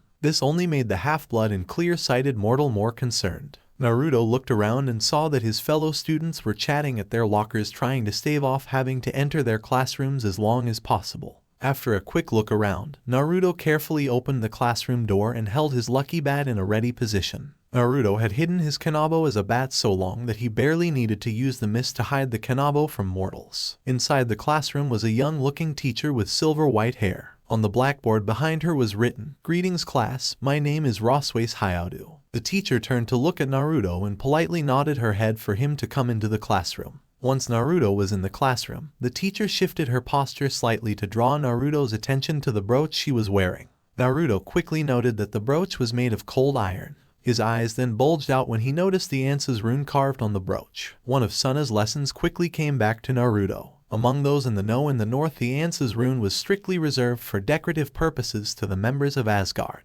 Aesir, Einherjar, and Valkyries would use the rune as a way to reveal themselves when they felt it was too inconvenient to reveal themselves in an open manner. Enemies of Asgard like the Jotuns and the other northern mythological monsters couldn't wear the rune because of what the rune meant. Occasionally, an Ants would be given a tablet or seal engraved with the rune for the gods to prove that they were on a mission from Asgard, but that was a rare occurrence. Arnold came into the classroom when he saw Naruto relax in front of their new teacher. Once Arnold was inside the classroom, Naruto used a small gust of wind to close the classroom door. He then turned to face the teacher and said, "Am I correct in supposing that you are a Valkyrie VOICEOVER if that is your true name?" The teacher nodded her head and replied, "I am a Valkyrie as you guessed, Naruto. My true name is just Roswace. Here on Midgard I used the family name of my lover before he became an Einherjar in order to raise my aunt's son without having to use the weave to deflect suspicion." Naruto was confused for a moment before he mentally switched gears on the differences in parenting practices between the Olympians and the Aesir. Both Sona and his grandmother Jerd had covered those differences in their lessons last year. Naruto then asked, "Is there a particular reason why you are here, Roswace?" Roswace gave Naruto a reserved smile and replied, "Asgard has noticed increased monster activity in the peripheral regions of its control. I, along with most the other Valkyries and the Einherjar, have been sent out to pacify these regions again. I requested the area around this town because the presence of several Anses would let my son Issei blend in better. If you would be so kind, Naruto, would you do me the favor of sparring with my son once a week or so? Issei is doing well enough on his combat lessons, but he needs to practice against someone other than me in order to improve." Naruto looked at the clock and said, "Most likely yes, but I will have to think about it and look at my schedule. It is getting a bit full." The Valkyrie teacher nodded her head and said, "I understand, Naruto. I'd offer to try and consolidate those lessons with your lessons on the north, but Lady Sona is most insistent that she teach you about our ways. Still, even the occasional spar would help my son out a great deal." Roswace would have said more, but the classroom door opened and the other students were starting to make their way into the classroom. Naruto and Arnold gave Roswace polite nods and then found their seats. Artemis nervously appeared in the Frizzle Uzumaki household after she had reached a point where she could put her chariot on autopilot. The goddess of the hunt silently and nervously made her way through the house towards Naruto's room. It was hard for the goddess to walk through the corridors of the house towards the site of one of the most embarrassing incidents in her immortal life. Every time she felt the urge to bolt grow too strong, she would stop and look at the decorations around the house. The photographs hanging on the walls particularly drew Artemis's attention as they gave her more glimpses into Naruto's life. The photographs revealed the story of a happy and very active boy about to become a teenager. How much of the photos were genuine and how much of it was an act? Deceptive was not an adjective that Artemis typically used to describe boys. Rowdy, smelly, annoying, and sometimes full of themselves were what she typically used to describe boys. She usually reserved deceptive to describe the pigs that most boys grew up into. However, Naruto did not fall into the usual categories Artemis had to describe mortals, and his age confusion only complicated the situation. It was even harder for her to think about Naruto because her mind kept going back to that kiss she had given him 2 days ago. How the Tartarus could one kiss take up so much of her focus? Okay, it had been very enjoyable, much to her surprise. However, that couldn't be valid reason for her thoughts to focus so much on that kiss, could it? If only she hadn't lost her nerve when that stupid camper started making snide remarks, she might have learned how Naruto felt about her kissing him. That was why she was here at Naruto's house, even though she wanted to hide away somewhere safe. Hiding wasn't an option available to her. All Artemis could do was press ahead and hope that she could salvage this situation as best as she could. Things would be far more difficult if Naruto started to grow uneasy with her. It would be even worse if Aphrodite was given some wiggle room to try and make Naruto fall in love with someone else. Yesterday, Artemis had visited Thetis, who was currently living in Chicago under the alias of Millie Taylor. It was a little strange for the maiden goddess to see her friend looking like a helpless old woman, but the minor goddess needing to remain in character in order to avoid Zeus's edict from coming into effect, and having to start looking for another husband. Thetis greatly missed her most recent husband McKenna Taylor, who she had loved a great deal. She also wanted to stay close to her son Mac Taylor, who had sadly lost his wife recently. Artemis wanted to get more advice on how to handle marrying a mortal when you're on a deadline. Thetis had given her some good advice, along with being a sympathetic ear who truly understood Artemis's situation. Thinking about Thetis's advice allowed Artemis to walk up the stairs without freezing. She only frozen again when she reached the door to Naruto's bedroom. The urge to bolt quickly flared up and the goddess ruthlessly tried to squash it. "You've already kissed the boy in front of the entire population of Camp Half-Blood. That isn't as hard as talking to Naruto in private." The fact that Artemis was actually talking to herself out loud showed just how nervous she truly was. It was a good thing that she hadn't quite recognized in her head the fact that she planned to talk to Naruto alone at night in his bedroom, or she might have had a nervous breakdown. Artemis opened the bedroom door and walked into Naruto's bedroom. She didn't need to turn on the light because the faint moonlight made everything shine to the lunar goddess as if it were the middle of a sunny day.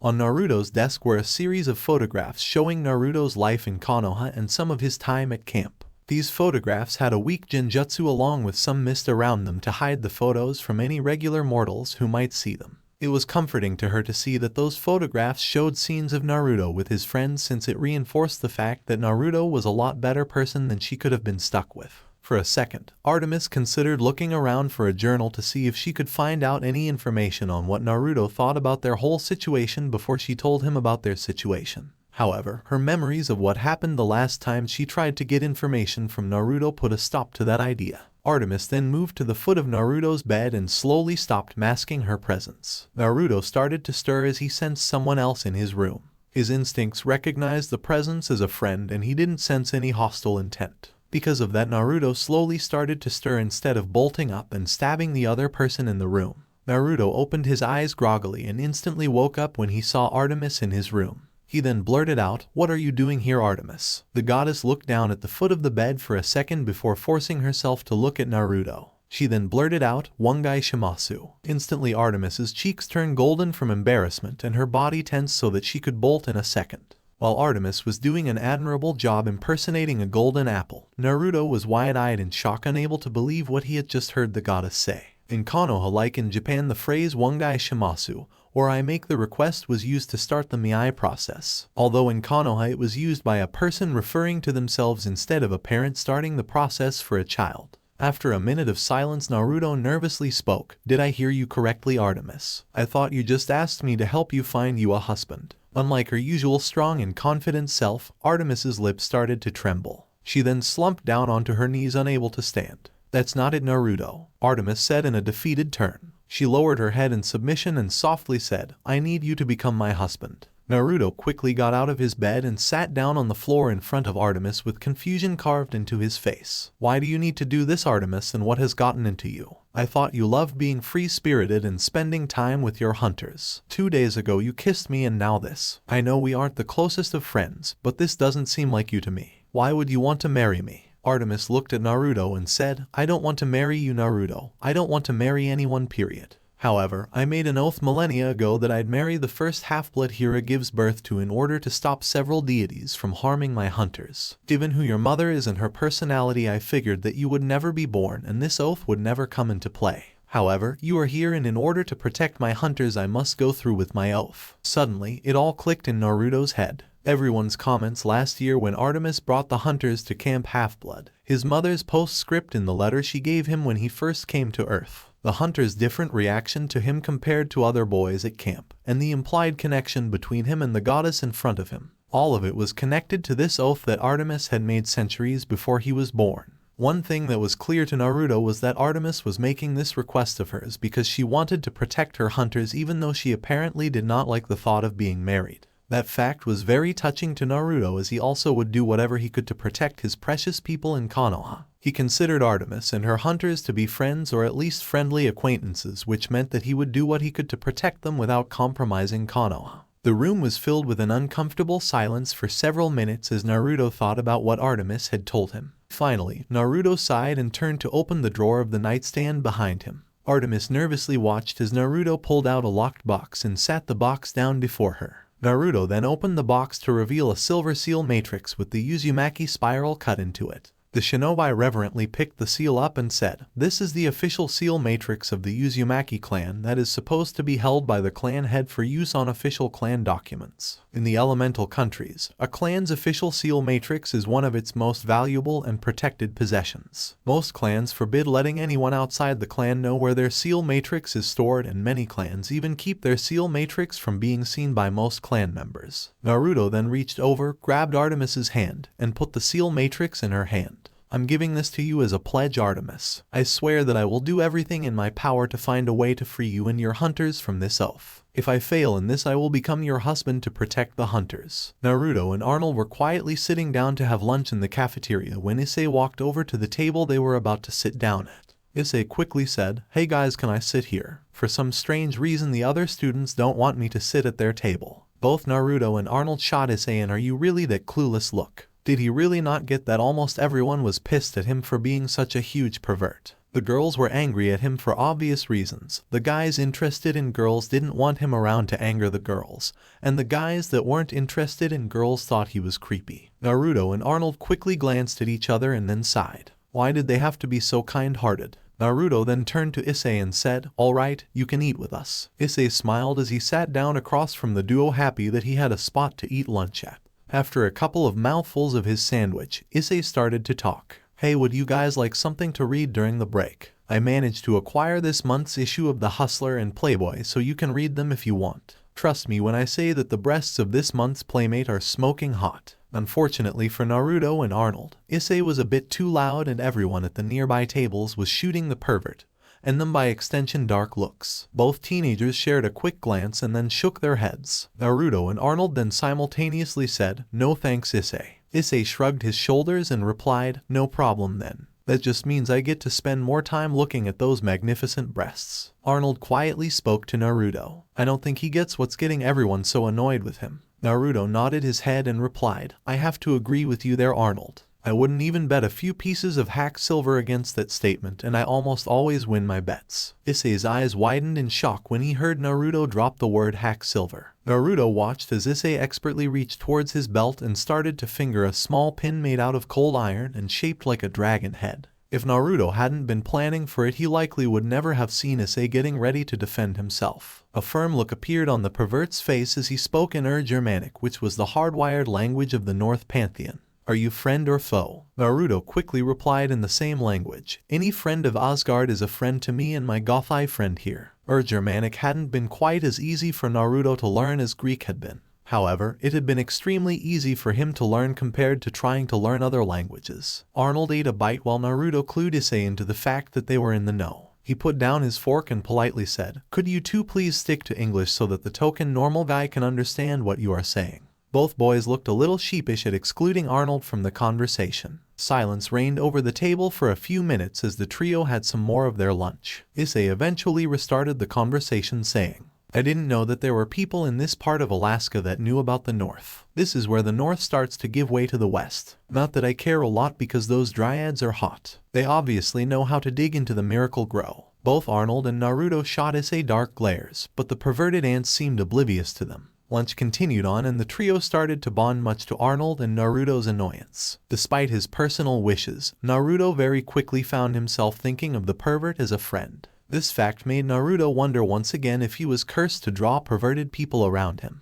How else could he be so close to the Hiruzen Sarutobi, Kakashi, Jiraiya, SKLep, and now Issei? Sure, everyone else on that list had been great people once you got past their perverseness, and Issei showed every sign of being a good person despite his perverted tendencies. But it was rather annoying for Naruto to constantly meet these guys. Moreover, what would Artemis say about his ability to bring perverts out of the woodwork? The fact that he had a goddess as a conditional fiancé was something that he still wasn't too sure what he should think about. He had only made the promise to get everyone out of Artemis's oath safely, or marry the goddess last night. Now he just had to figure out how to do the impossible that almost every deity had tried to do for thousands of years. That was a tall order even for Naruto to complete, and he knew it even with his reputation for pulling off the impossible. Naturally, Naruto was keeping very quiet about his pledge to Artemis unless she decided to go public with his pledge. He figured that this whole situation was embarrassing enough for Artemis. For her sake, he hoped to find a solution to get her out of the engagement with the hunters. It was one thing in Naruto's mind for him to plan to go through with an arranged marriage when he got back to Konoha, and something completely different for Artemis to be forced to marry him.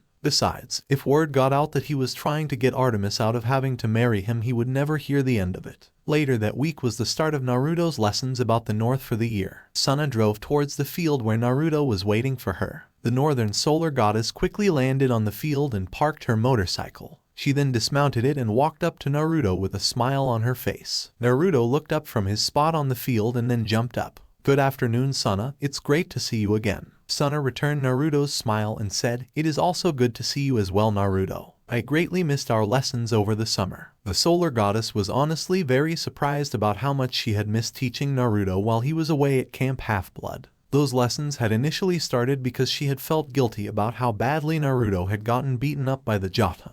She could have intervened a minute earlier, but she had been so shocked to see an ants fight several Jotans that she had delayed coming to his rescue until it was almost too late. However, Sona had quickly found herself enjoying the lessons in her time with Naruto. He was an extremely friendly and joyful person to be around when he didn't have to be serious, and he simply treated her like a person. He was fully aware that she was a goddess, but who she was as a person was far more important to him. The goddess then asked Naruto, "Have you had any luck completing that quest to help the Selkie's great-granddaughter?" On seeing Naruto's slightly downed look, her mood brightened slightly, although she made sure not to show it. Sona then said, "During the summer, I was able to find the Selkie MacLeod clan.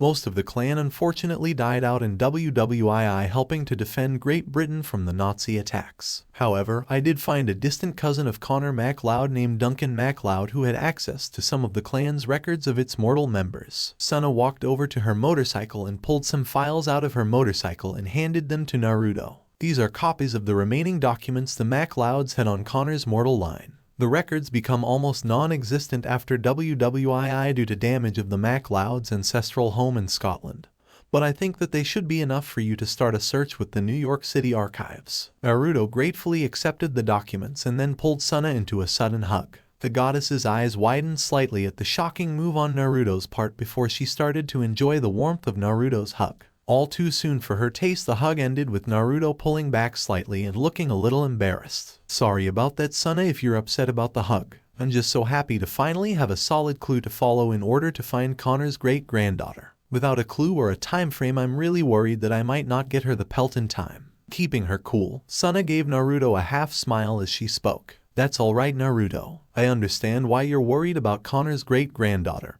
and it's a noble task you've taken up for yourself to try and help her. That's why I tracked down the MacLeods to see if I could get some leads to help you. I'm just happy that I was able to find this much. The duo then sat down by a nearby tree and began Naruto's lesson for the day. This time Sona's lesson was focused on the Zimes and in particular the subspecies known as Zime Goranich. These northern dragons were the descendants of Nidhogg. About halfway into the explanation, Naruto spoke up. Sona, why am I having trouble following some of the terms with these Zimes? I usually don't have this much trouble when it comes to northern beasts. Sona sighed and started to explain. The reason why you're having some problems, Naruto, is that the word Zime and several other parts of the beast's description comes from the Slavs. The Slavs, excluding the South Slavs in past roughly 1300 years, have been under the North's domain.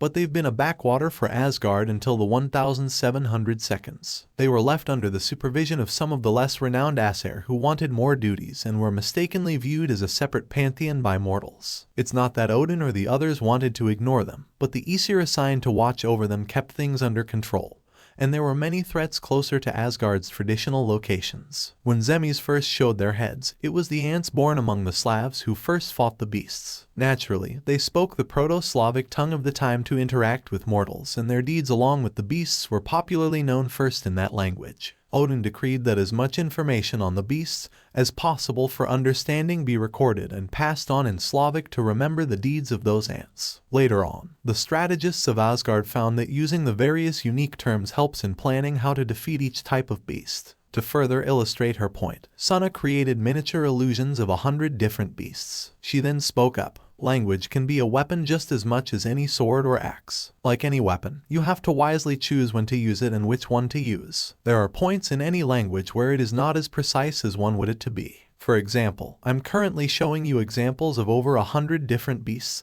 that in the English language are just known as dragons. You know from your various lessons that many of these beasts have very different vulnerabilities, meaning that very different strategies are needed to kill them. By saying that you're fighting a draken, or a Q-lever, or a worm, or a Zime creates a mental trigger that lets you focus what you need to know about that breed of dragon or the general characteristics of its type. She waited for a minute to make sure that Naruto had comprehended everything she had said. Once she saw that Naruto understood her lesson, the goddess continued her earlier explanation about the Zimes. Hira and Jerd were relaxing in a coffee house on the outskirts of Anchorage, Alaska. It was a unique experience for Hira to say the least. Ri was a touchy subject for her and most of the elder Olympians. After all, the Queen of Titans had let her and most of her siblings get eaten by their father. The only reason Zeus got a pass on that little family tradition was not love like he tried to claim as a put down to Hades and Poseidon.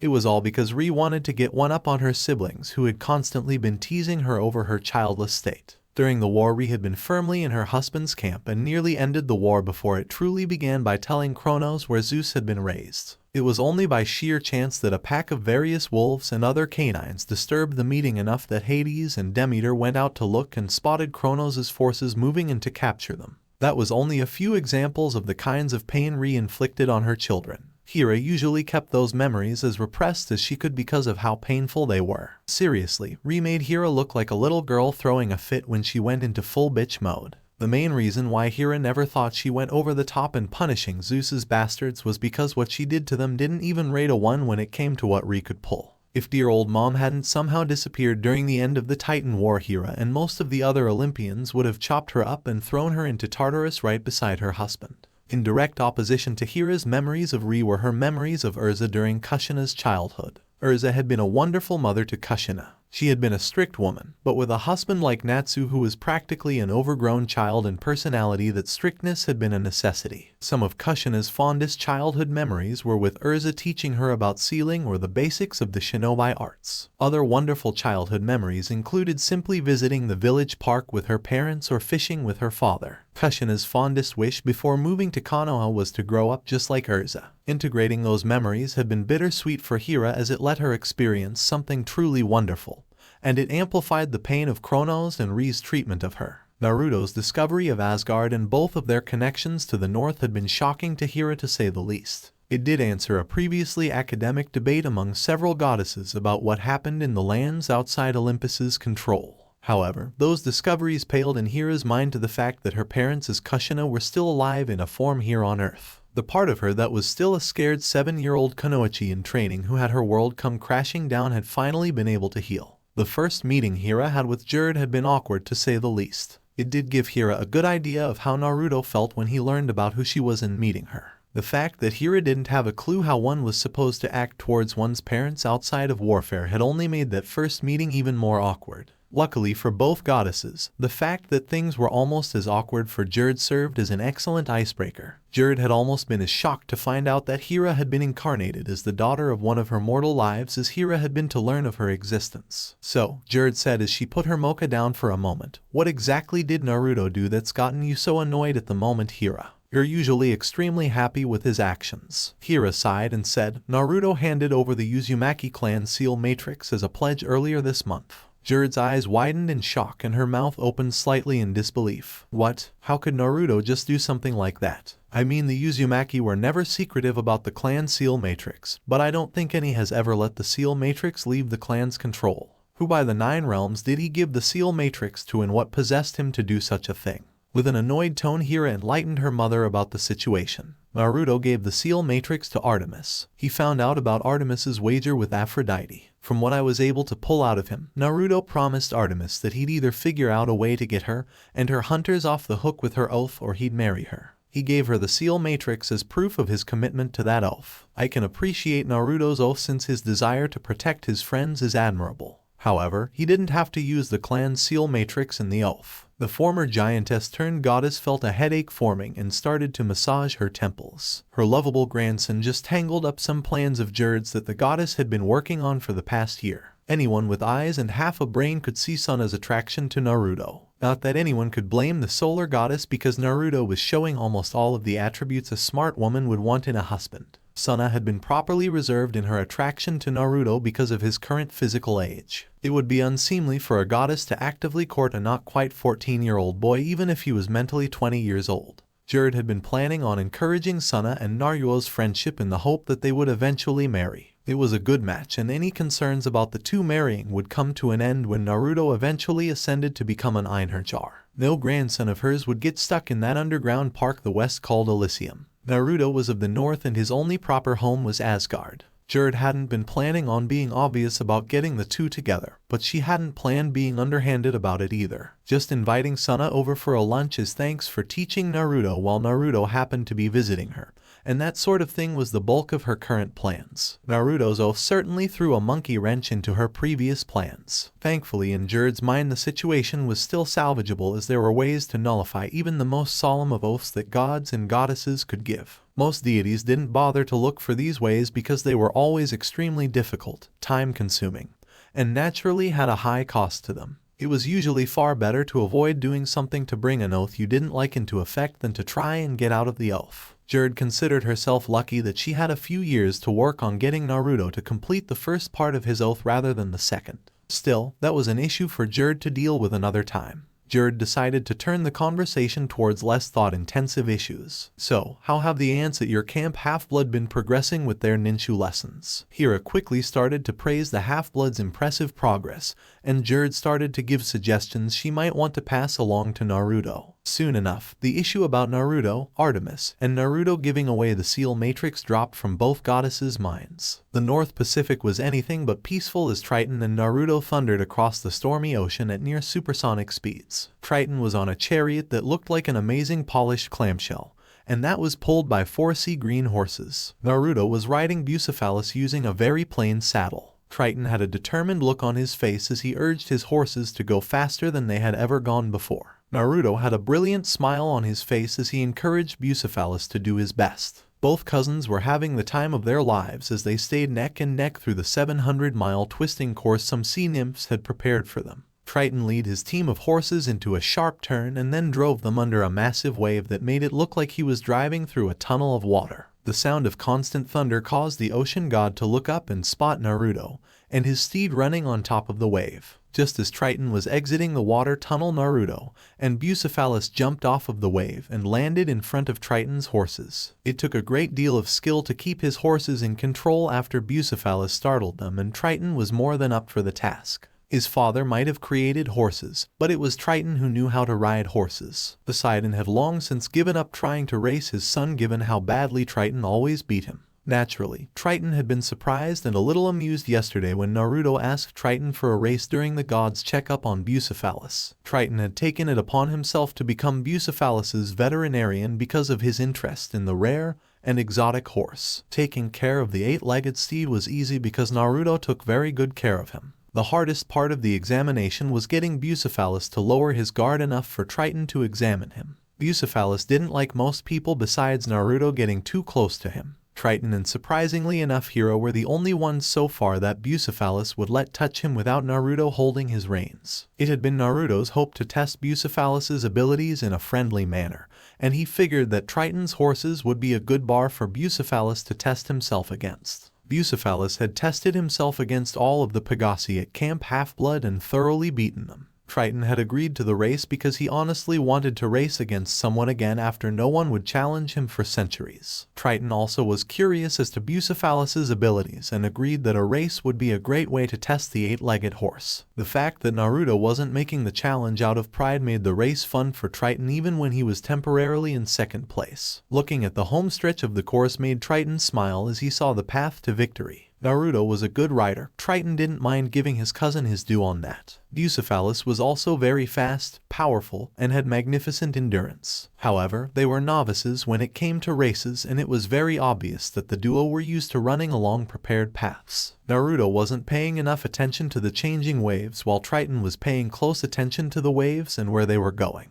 As Naruto urged Bucephalus on faster, Triton wisely slowed his horses slightly. Bucephalus lost his footing when the water his rear hooves were on was pulled back by an incoming wave. Triton carefully turned his horses onto the safe path and then urged them on as fast as they could go. He then turned around thankful to see that Naruto had managed to keep Bucephalus from breaking anything or falling down. However, Naruto and Bucephalus lost most of their speed and veered off of the course as they were recovering. By the time Naruto led Bucephalus back to the course and the steed started to run again, it was too late for them to hope to win. Triton just had too big of a lead on them. Triton crossed the finish line feeling more elated than he had winning his previous dozen races combined. There was nothing quite like testing all of your skill and mettle against a strong opponent and emerging victorious. Triton's victory became even sweeter when he saw Naruto approaching the finish line with a smile on his face. Once Naruto crossed the finish line, he rode up to Triton and offered his hand. "Congratulations on winning our race, Triton. I hope you had fun because I had a blast." A small smile appeared on Triton's face as he replied, "I had a good time as well, cousin.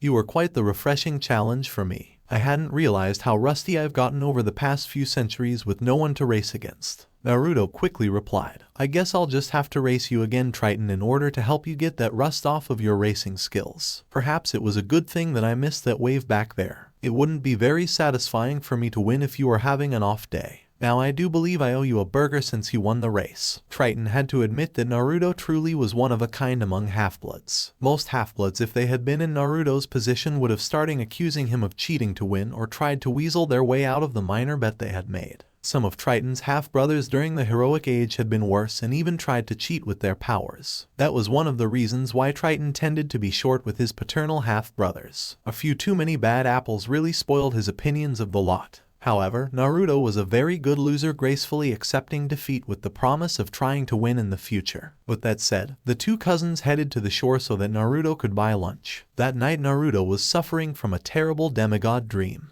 In his dream, Naruto was pulled back to an age long before the gods. When Naruto looked out on his dream, he was confronted with a vision of pure utter hell. He was watching a battle between thousands of humans fighting alongside dozens of deities against beings of utter horror which would terrify H.P. Lovecraft. There were thousands of foot soldiers that looked like molten distorted skeletons wrapped in an ashy shadows of darkness. Alongside these foot soldiers were dozens of beasts the size of the largest dinosaurs. These beasts came in multiple varieties and all featured a horrific assortment of spiked tentacles, mouths full of teeth the size of swords, limbs with claws longer than a man, and pus oozing from sores that unleashed a terrible poison. Every so often there were beasts the size of skyscrapers with thousands of eyes, hundreds of arms, tentacles, and dozens of mouths. These gargantuan beasts belched fire, ice, and lightning as their bodies randomly started to phase in and out of existence. Naruto helpless watched as the humans and deities desperately fought back against the demonic horde. It was obvious from the power these men were unleashing in their desperate attacks that they were all S-ranked warriors. He saw dozens of men selflessly give their lives so that a sage could have the time to charge up an attack able to slay the dinosaur-sized beasts. The very earth shook and was transformed by the brutality unleashed on that horrific battlefield. From his eagle-eye position in the dream, Naruto nervously watched as the human and god army was slowly being driven back by the demonic beasts. Cracks formed in the earth behind the demonic army and more demonic reinforcements spewed out of the molten cracks. Part of Naruto expected the soldiers to break or at least start a retreat. However, they stayed where they were and died fighting with their last breath. Suddenly, the dream shifted from the aerial view, and Naruto was now watching his grandfather Kronos desperately fight with a squadron of sages against one of the skyscraper-sized beasts. This wasn't the horrific menace Naruto had learned about from his mother. For a split second, Naruto was able to see his grandfather's eyes and saw a worried young man fighting against a seemingly unstoppable enemy. He saw Kronos' grief as the sages died around him one by one. Several sages took mortal blows to protect Kronos as the squad tried to bring the enormous monster down. As the last sage gave her life, Kronos was able to finally bring down the foul beast. Kronos then fell to his knees from exhaustion and looked in fear at the approached horde of demons. Just as Kronos was about to be overrun by the monsters, a hurricane-strong gust of wind blew the monsters back. Naruto then heard the sound of horns. Both Kronos and Naruto's dream vision turned to see Alranos on a chariot pulled by mountain lions leading another army to reinforce his son. Alranos and his army quick joined Kronos' army, causing the battle to start to turn in their favor. Alranos pulled his chariot up to Kronos, and then the king got out of his chariot to help his son up. As father and son embraced on the battlefield, Kronos started to cry. "I'm sorry, father. I did all I could and still so many men died under my command." Alranos pulled Kronos closer and used his power over the wind to form barrier against the demonic horde. He then whispered, "It's all right, son. Your soldiers knew what they were getting into. Unlike us, mortals are truly able to give everything they have in defense of their homes. Just focus on completing the task before us today so that we don't invalidate their sacrifice." As Kronos regained his nerve and composure, Alranos turned to look at the combined armies. He then called out to the army, "Hear me, sons and daughters of Mu. We must delay the advance of Taurus Melek's forces until the city of Nemedia is evacuated. Let not the innocents be caught up in the Mad One's attack on our lands. Now for your homes and loved ones attack." Isay and Naruto stood across the field from each other ready for their spar. Naruto was dressed in his shinobi-style celestial bronze armor and wielding his kanabo. Isay was wearing a cold iron mail hauberk with cold iron chassis and wielded 2 cold iron gauntlets. From what Naruto could see, Isay's gauntlets had been reinforced to act as brass knuckles, and the fingers of the gauntlets were formed into sharp claws. They would no doubt give Isay a fair amount of flexibility on attack options, even if they did sacrifice the reach that a spear, axe, or even a sword could give. At the same time, Isay was eyeing Naruto's kanabo with concern. Cold iron was superior to celestial bronze similarly, if not quite as big of a gap to how regular iron was superior to bronze. The problem for Isay is that his armor was focused on defending against piercing and cutting attacks. It didn't do nearly as well against blunt force attacks. When one added in Naruto's almost ridiculous strength and the fact that Hira had reinforced the kanabo with seals, well, it didn't paint a very good picture to Isay. Issei still thought he could win, but he knew that a solid blow or two could hand the victory to Naruto. Rosway stood off to the side on the field and calmly looked at the two teens. She then called out, "The spar will begin when I say so. As agreed upon, you will be limiting yourselves to weapons skills with one weapon and innate physical abilities. The match will continue until first blood is drawn. One of you forfeits or does something to disqualify them. Do you both understand the terms of this match?" Both teens nodded their heads. Rosway then said, "You may begin now." Both teens immediately assumed defensive postures and started circling each other. Normally in such a situation Naruto would have thrown some shuriken or kunai to distract Issei if he didn't want to use a bunch of cage bunchins. That was why when Rosway had suggested this spar to start off Naruto's 14th birthday party, Naruto had asked for the one weapon limit. Being the top fighter made it harder for Naruto to practice unpredictability in a fight unless he created challenges like this for him. The last thing Naruto wanted when he got back to Konoha was to find out his skills in a fight had degraded because he was so used to being on top. Having a bunch of new jutsus wouldn't be much good if he had forgotten how to fight an equal or someone stronger than him. After several seconds of circling, Issei thought he saw an opening and rushed at Naruto. Just as Issei was about to strike, Naruto dodged the incoming swipe and swung his kanabo. Issei swerved away from the spiked bat, missing it by a hair's breadth. The perverted ants recovered from avoiding Naruto's attack almost instantly and started to circle around for another pass. Naruto saw his opponent's movements and decided to switch to a more defensive stance. The fact that he wasn't used to fighting defensively made the spar more challenging and thus more fun. Besides, Issei's weapon choice dictated that he had to fight aggressively, and the fight might be over too quickly if both of them fought that way. Several times Issei circled around Naruto, attacked, barely escaped a counter-attack, and retreated to a safe distance. However, it was quickly becoming apparent that Naruto was winning this spar. Issei was starting to breathe harder 10 minutes into the spar while Naruto was as fresh as a rose. By the 15-minute mark of this routine, Issei was starting to sweat. Finally, at the 20-minute mark, Issei fell to his knees panting for breath. "I yield," Issei called out in between labored breaths. Rosway called out in a calm voice, "Naruto Uzumaki wins by forfeiture." The Valkyrie calmly watched as Naruto walked over to her son and helped him to his feet. Once Issei was up, he and Naruto started to talk about their spar. The sight of the duo happily talking brought a small smile to Rosway's lips. Raising Issei had always been difficult for the Valkyrie because he was her first child and she had to raise him on Midgard. She couldn't raise Issei full-time in Asgard because of his mortal blood. Her beloved husband couldn't help out because of the public nature of his death when he was immortal. Both boys headed into the Hayato household to change out of their armor. Once the boys were out of their armor, they got into the car so that Rosway could drive them over to Naruto's and Ms. Frizzle's house. Ms. Frizzle had wanted Naruto out of the house for a bit while she did some prep work for the birthday party. That's why the spar was at the Hayato house. It was a simple 15-minute drive over to Naruto's house, and most of that time was simple because of them hitting so many traffic lights. Naruto started to frown about halfway to his house. For some reason his danger sense was starting to act up and Naruto couldn't figure out why.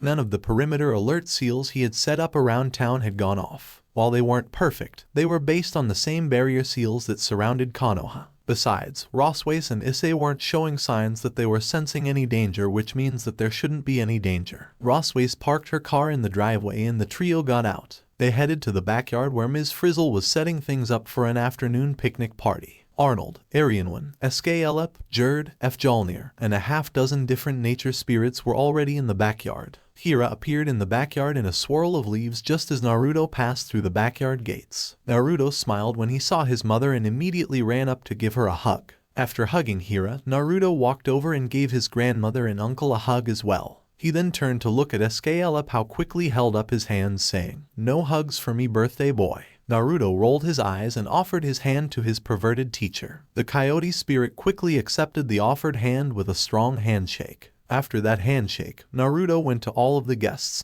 and shook their hands while thanking them for showing up. Unlike most people, especially teenagers, at their birthday party Naruto didn't pay attention to the small pile of presents for him sitting off to the side. For him, the presents were not nearly as important as having someone to spend time with. Naruto smiled at everyone and said, "I'm grateful you all decided to come to my party today." Hira smiled and spoke up. "There is one person who hasn't yet arrived, Naruto. For some inexplicable reason, Naruto got the sense of impending danger. This sense of danger only got worse as Jiraiya frowned and spoke up. "That strange daughter. I know of someone who said she'd be at this party. I didn't know that you had talked to her." A chill ran down Naruto's back when he heard two familiar voices call out, "Happy birthday, Naruto." The voices started out friendly and cheerful, but they quickly gained a tense edge to them. Naruto quickly looked around and saw Artemis standing at one side of the fence and Sona was standing at the other. Both goddesses had a present in their arms and were giving each other heated glares for some reason Naruto could not fathom. Safely to the side, the other party guests nervously watched as the two goddesses started walking closer to Naruto. It was obvious to everyone else that both Sona and Artemis had picked up on the other's interest in the oblivious blonde and they were not happy about it. While Naruto greeted both of his friends, Hira muttered to her mother, "This could get ugly." Jiraiya hurriedly replied in a sarcastic tone, "What was your first clue?" Escala pulled out a bowl of popcorn and a beer from a seal and started to giggle perversely. It was always good to see two girls fighting over a guy in his book. The fact that he would get to see two goddesses fighting made things even better in Escala's book. Now the only thing that could make this better in Escala's mind was if the goddesses somehow ended up in a mud ring, and the fates guaranteed that some boobs would be exposed. Artemis and Sona walked closer together with Naruto in the middle until the three were in arm's length of each other. In an eerie unison, both goddesses turned to Naruto and demandingly said, "Naruto, who is your friend?" Everyone except for Naruto could hear the sarcastic quotation marks in the goddesses' voices when they used the word friend. Naruto obliviously replied in his usual cheerful tone, "Artemis, this is Sona, the Norse goddess of the sun. She's a good friend of mine who has been taking some time to teach me about monster threats here in the north. Sona, this is Artemis, the Greek goddess of moon and hunt. She's also a very good friend of mine and she's been volunteering at Camp Half-Blood these past couple of summers as an archery teacher. I'm sure both of you will be great friends once you get to know each other." Both goddesses looked each other in the eye and the onlookers would later swear they saw lightning cross between the goddesses' eyes. It was an understatement to say that both goddesses did not the fact that another goddess who was friendly with Naruto was also after him romantically. Artemis tensely offered Sona her hand and said, "A pleasure to meet you, Sona." The Greek goddess didn't understand why she was so hostile to Sona. Sure, she was annoyed that someone was trying to take Naruto away from her. However, she shouldn't be this enraged about it, should she? Her tentative betrothal to Naruto was only conditional if he wasn't able to find a way for all of them to get out of her oath unscathed, so someone else's interest in him shouldn't be that annoying.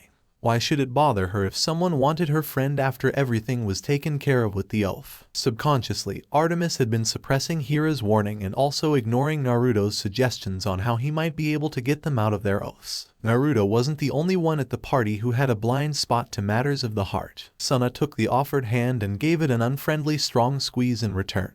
In a challenging tone she replied, "The pleasure will be mine, Artemis." Sona was sizing up her competition and she was not impressed. Artemis might be a potentially troublesome rival to the Aesir goddess if she put her full effort into courting Naruto. All she needed to do was get Naruto out of his admirably infuriating oath, and then it would be no contest for her. The solar goddess had never lost when it counted before and she was not about to start now. Hira and Jiraiya looked at each other and nodded their heads. Enough was enough. Both goddesses moved to the younger member of their respective pantheons. They quickly grabbed Artemis and Sona's attention away from each other. Hira and Jiraiya then led Artemis and Sona to opposite sides of the backyard to calm them down. Naruto was confused by this turn of events. Most of the other party guests breathed out sighs of relief, and Escalep started to pout. He wanted hair pulling and clawing with a slight chance of revealing skin, damn it. It was a chilly November morning as Naruto, wearing the buckskin jacket Artemis had gotten for him, saddled up Bucephalus for a trip. Things had eventually calmed down after Sona and Artemis's near brawl at his birthday party a month ago. Hira had quickly gotten Artemis to agree to keep the existence of other pantheons a secret from Olympus. She could easily imagine all of the problems many of the gods would cause if they found out that some other god shared their domain in another part of the world.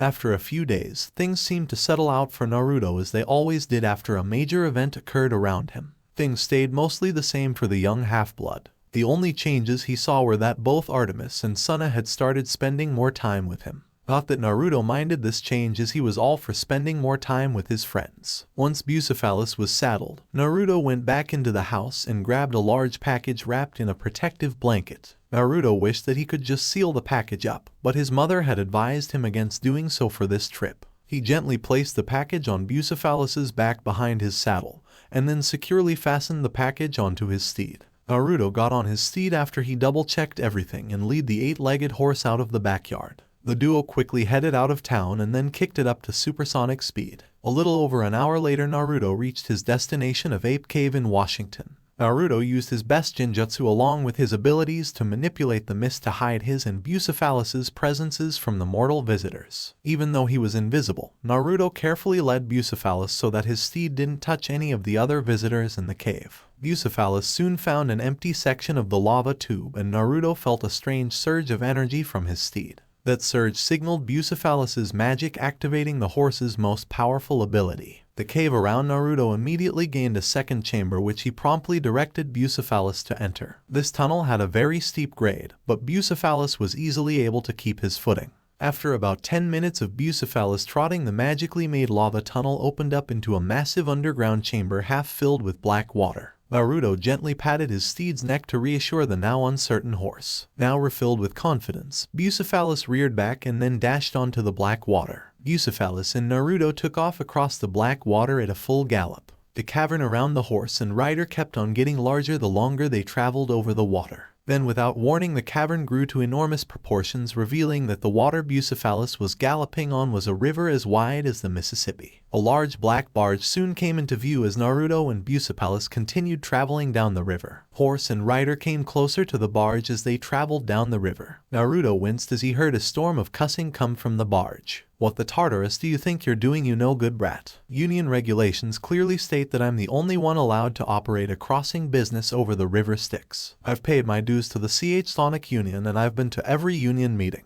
I know you're not in the membership." When the other members hear about what you've done, Naruto managed to ignore the rest of Charon's rants and threats as he headed to the other side of the Styx. Charon's rants and threats were rather educating to Naruto as he approached the underworld proper. He had been wondering why Hades' realm was so pathetic relative to the various afterlives in the north. In the north you had Valhalla for the heroic warrior Einherjar, along with Freya's field of Fopfangr for the Einherjar that came from regular soldiers and warriors. Then you had the holy mountain of Hegifjel, where regular and undistinguished mortals simply lived again like they had in life. Finally you had Hell's dreary Helheim, which contained those who lived mostly bad lives, with the subsection of Nastron reserved for the truly wicked. That complicated system seemed better to Naruto than what existed in the West. With his uncle's realm, if you were really good or heroic, you got Elysium, which was supposedly between Fopfangr and Hegifjel in terms of existence. If you were wicked, you got the Fields of Punishment. Otherwise, you went to Asphodel, which in Naruto's mind might as well be part of the Fields of Punishment. Losing one's memories and identity to just float around for all eternity seemed pretty hellish to him.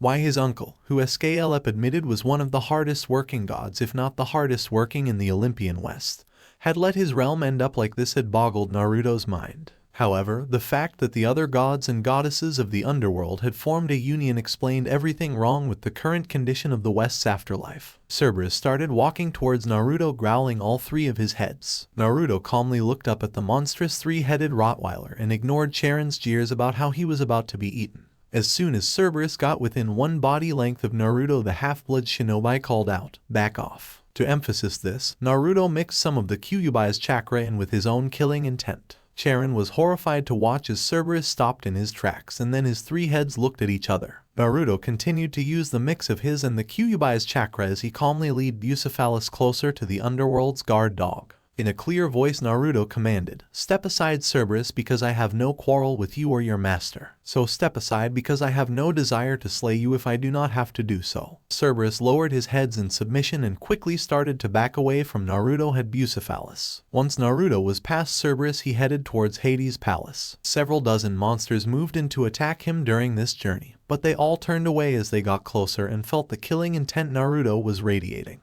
It was difficult for Naruto to keep up his little field of killing intent and just use the barest hint of the Kyuubi's chakra. However, the choice was simple for Naruto, as the alternative to this would be to kill any monster he encountered. Several of the monsters turned back sooner than the others. Those were monsters that had previously been killed by Naruto, and they knew he could quickly kill them if they challenged him. Naruto cancelled his killing intent field when he got to Hades' palace and dismounted Bucephalus. He then unfastened the package his steed had been carrying and picked it up. Naruto walked up the palace steps and watched as the palace door opened up in front of him. Once the doors were open, Naruto walked through them and headed to the throne room where his aunt and uncle were waiting.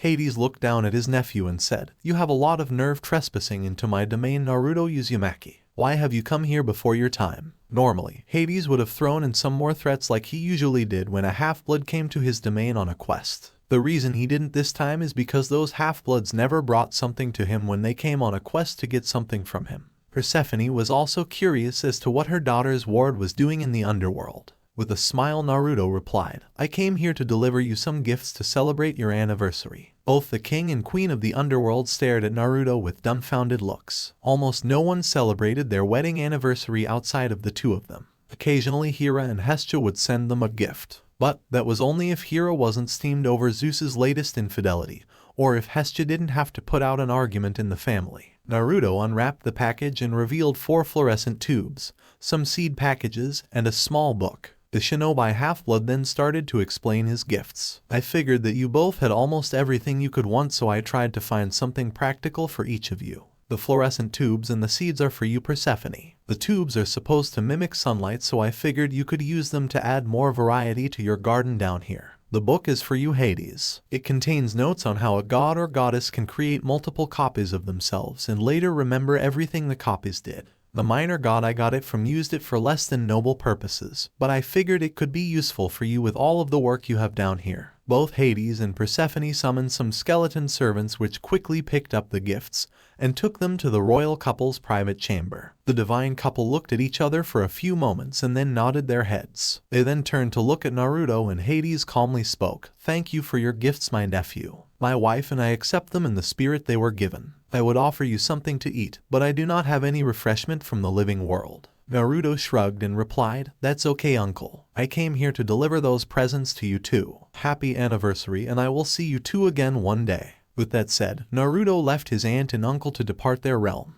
The winter solstice found Naruto in Asgard staying with his grandmother Jerd, as it was a massive party for residents of Asgard. There had been feasting the likes of which made the ordinary feasts of Valhalla look like a beggar's dinner. Balder gave away wonderful gifts to all of the housecarls personally sworn to him and his father Odin. Over a dozen of the best metal and rock bands had been booked to entertain everyone all night long. Much to Naruto's surprise, Sona had roped him into joining her for a few dances during the party. After around 1 a.m., Naruto had stumbled back to Jerd's house and crashed on the floor. The fact that Naruto had made it to the proper house was a major achievement, as most of the party-goers had crashed on the streets of Asgard. Naruto slowly started to wake up around 9 a.m. when the sunlight moved straight onto his face. The sunlight felt friendly, and it was almost like it was caressing his face as he woke up. This was very different from the rather harsh sunlight Naruto was used to in the morning when he was in the West. That feeling faded as Naruto slowly woke up and rubbed the sleep from his eyes. Once Naruto was up, he headed for the kitchen and grabbed some milk to drink. He took a quick glance outside and then diverted his gaze. There were several dozen Einherjar and Valkyries spread out in the streets, obviously recovering from an instant drunk sparring match. For a few of the Einherjar and Valkyries, the sparring match had apparently digressed into a drunken orgy. Naruto focused on forgetting about the scene outside and headed over to the cabinet with the hangover medicine in it. Rapid regenerative abilities don't really matter when you've had several barrels of mead, because you will wake up with a headache. Naruto quickly downed a dose of the medicine and sighed in relief as the dwarves mining in his head were evicted.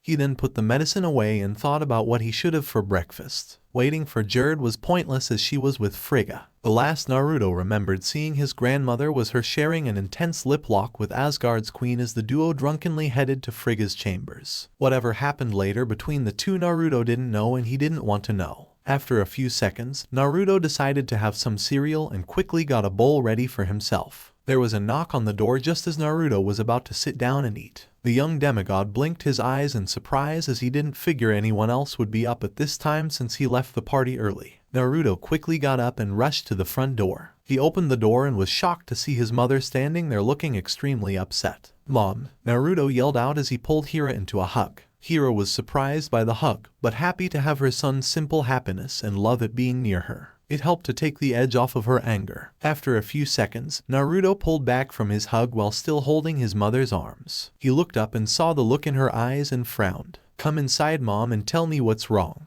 Naruto stepped aside and let Hira enter Jerd's hall. Once inside, he led her to the family room and sat down next to her on the couch. Hira took a deep breath and said with rage in her voice, "Someone stole my diadem." Naruto blinked his eyes for a second in confusion before they widened in shock. Hira's diadem was her symbol of power and denoted her status as the Queen of Olympus. Naruto wasn't used to thinking about it because she never wore it when she spent time with him. That was because when Hira was spending time with Naruto, she was doing it as his mother and not as the Queen of Olympus. Naruto blurted out, "Who could do such a thing and how did this happen?" Anger started to grow in Naruto at the thought of someone insulting his mother like this. There was an edge in Hira's voice as she said, "I don't know who did this, Naruto. It happened sometime during the winter solstice meeting, although I cannot narrow the time frame more than that. However, I promise that I will make whoever is responsible for this insult pay dearly. I have already sent out several gods and goddesses to look for the thief before the trail grows too cold. I've also summoned Thetis' son and the legacy on his CSI team to Olympus in order to process the crime scene.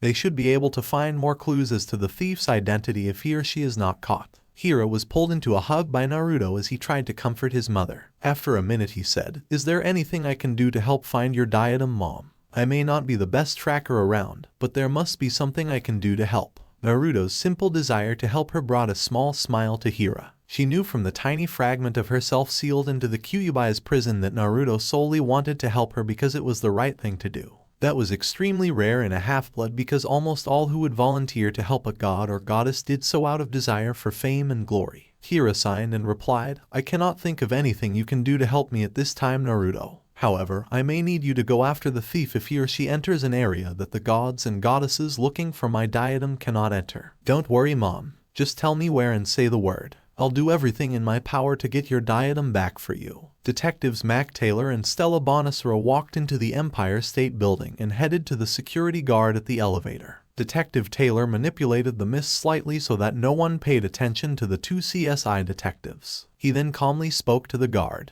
"We're Detectives Mac Taylor and Stella Bonasera here to review our findings with the Olympians." The guard nodded his head and replied, "The elevator is ready for you. Remember, Olympus is on the 600th floor and be careful. Everyone up there is on edge over this crime." Both detectives nodded their heads and got onto the elevator to Olympus. To their surprise, Stella's grandmother Athena was waiting at the elevator when the door opened. Athena smiled for a second at the sight of her granddaughter before she slipped into her usual business manner. "Follow me and stay close. Until this crisis is solved, all half-blood activities on Olympus are under even greater restrictions." Athena led the half-blood and legacy on a brisk pace through Olympus on the shortest path to the council chamber. As soon as the trio entered the council chamber, the two semi-mortals bowed to Hira and Zeus's thrones while Athena rejoined the other 11 members of the council. Hira gave the two detectives a neutral look and commanded, "What have your investigations turned up?" She was annoyed at having to depend on half-bloods to find her diadem. But none of the gods or goddesses who had looked for the thief had found anything. Even Artemis had lost the thief's trail when he or she had entered the subway. Mac handed his briefcase to Stella so that she could hold it while he got some things from it. He closed the briefcase after retrieving the necessary documents and let Stella handle it. The half-blood detective turned to face the Olympians and calmly said, "This is a report of everything, Stella, and I have found in our investigation of the crime scene where Lady Hira's diadem was stolen. Please keep in mind that some of the evidence was contaminated before we were able to process the scene. Also, some of the divine aspects of crime scene have reduced the accuracy of the lab results on some of the tests. I will clarify when these instances have occurred. The most important and unquestionable piece of evidence recovered is several drops of blood left by the perpetrator on the pedestal where Lady Hira left her diadem. From the amount and location, we can infer that the thief cut himself on the decorative parts of the pedestal during the theft. An analysis of the blood shows that it belongs to a male half-blood with a divine father. Unfortunately, the minute-ichor traces in the blood that allow us to determine this have also prevented the lab's machines from narrowing the results any further." In calm professional tone, Mac continued to give his report. "It is important to note that there is a steady, although faint trail of blood following the thief's path of escape until he stops at a fountain in one of the private gardens half a block from where the winter solstice gathering was being held. After stopping at the fountain, the thief either healed himself or bandaged the cut as the blood trail does not continue." Mac calmly showed the assembled gods and goddess an enlarged photo of 3 pieces of sea green thread. These fibers were found at the fountain. We also found 2 more identical fibers further down the path of thief's escape route. It is Stella and my belief that these 5 threads came to their location through secondary transfer. That is, the thief came into contact with someone or something made of these thread, picking a few up on his clothes and then depositing them at their found locations. A second set of female shoe prints by the fountain of roughly the same age as the thief's footprints makes it highly likely that the fibers were there as a result of the thief coming into contact with an accomplice's dress or purse. Athena interrupted Mac and inquired, "Are you implying that a goddess helped to commit this crime?" Stella spoke up at this time. "That is not what Detective Taylor or I am saying, Lady Athena." Athena's steel gaze softened slightly as her granddaughter spoke. "What we are saying is that there was an unknown female who encountered the thief while he was at the fountain." Mac was about to explain this next part, but the thief's shoe prints were lighter after he left the fountain. This evidence suggests the thief handed the unknown female something after meeting her. Based on Detective Taylor and my past experiences with crimes, we think that the item in question handed over was the diadem, and that the fiber transfer happened when the exchange of the item occurred. The fibers were found to not have a mortal origin in the lab tests. This fact, in addition to the fountain's location relative to gathering, makes it unlikely that unknown female is a half-blood. However, it does not rule out that possibility. Mac then resumed the explanation after Stella looked at him to continue. Given the recovered evidence, we have determined the following likely chain of events. The thief stole the diadem and went to the fountain. There he handed the diadem over to his associate and left Olympus. The associate returned to the winter solstice gathering. This was probably done to establish an alibi and to sneak the diadem out at a different time. Anything further than that is pure speculation on our end. Hira calmly said, "Your efforts in solving this crime are appreciated, detectives. Give your findings to Athena so that the council can review your findings again at a later date. She will then escort you out of Olympus." The detectives hadn't discovered everything like she had secretly hoped, but they had done far better than she expected. Their investigation had discovered evidence that the gods and goddesses looking for the thief had missed. She was now one step closer to retrieving her diadem and making the guilty parties pay for this grievous insult. After the detectives left the council room, Aphrodite spoke up. "You know, those fibers match the dress Amphitrite was wearing during the winter solstice meeting." Everyone on the council turned to look at Aphrodite, who started to get defensive. "What? Am I the only one to notice that Amphitrite was the only person wearing something with that particular shade of sea green at the party? Anyone who pays any attention to fashion should have picked up on it, as it was an absolute fashion don't." While Aphrodite started to complain about Amphitrite's fashion sense, Hera's mind was turning over the facts in her head. The thief had an accomplice who had left and rejoined the party. Amphitrite had left the party for about 20 minutes to visit the ladies' room. That was plenty of time for her to get to the fountain and return to the party. She was the only one that had something on with the same exact color as the thief's accomplice. As the queen of the ocean, Amphitrite could have easily smuggled something out of Olympus. Amphitrite had also been sore over Hera's takeover of Olympus because it solidified her position as the best queen of the realms. Before the takeover, Amphitrite had routinely used Zeus's god-whoring ways to argue that Hera wasn't much of queen. Sure, Poseidon had cheated on Amphitrite from time to time, but his cheating was almost nothing compared to Zeus's. The more Hera thought about her sister-in-law, the more the theft of her diadem made sense, and the more enraged Hera became. A meadow in Alaska rang with the clash of cold iron on cold iron. Sona and Naruto were sparring in the field, with the goddess using a poleaxe and the ants using 2 throwing knives. The throwing knives were part of a set of 21 knives she had given him for his birthday. Both combatants were sweating heavily even though it was chilly spring morning, as they had been sparring for an hour already. At the moment, the blade of Sona's poleaxe was being blocked by Naruto's knives, which he held in a crossed position. Sona quickly pulled her poleaxe back and then jabbed with the spear-like point. Naruto quickly deflected the thrust with one knife as he threw the other at Sona's feet. The goddess immediately started to pull her poleaxe back when she saw the knife flying.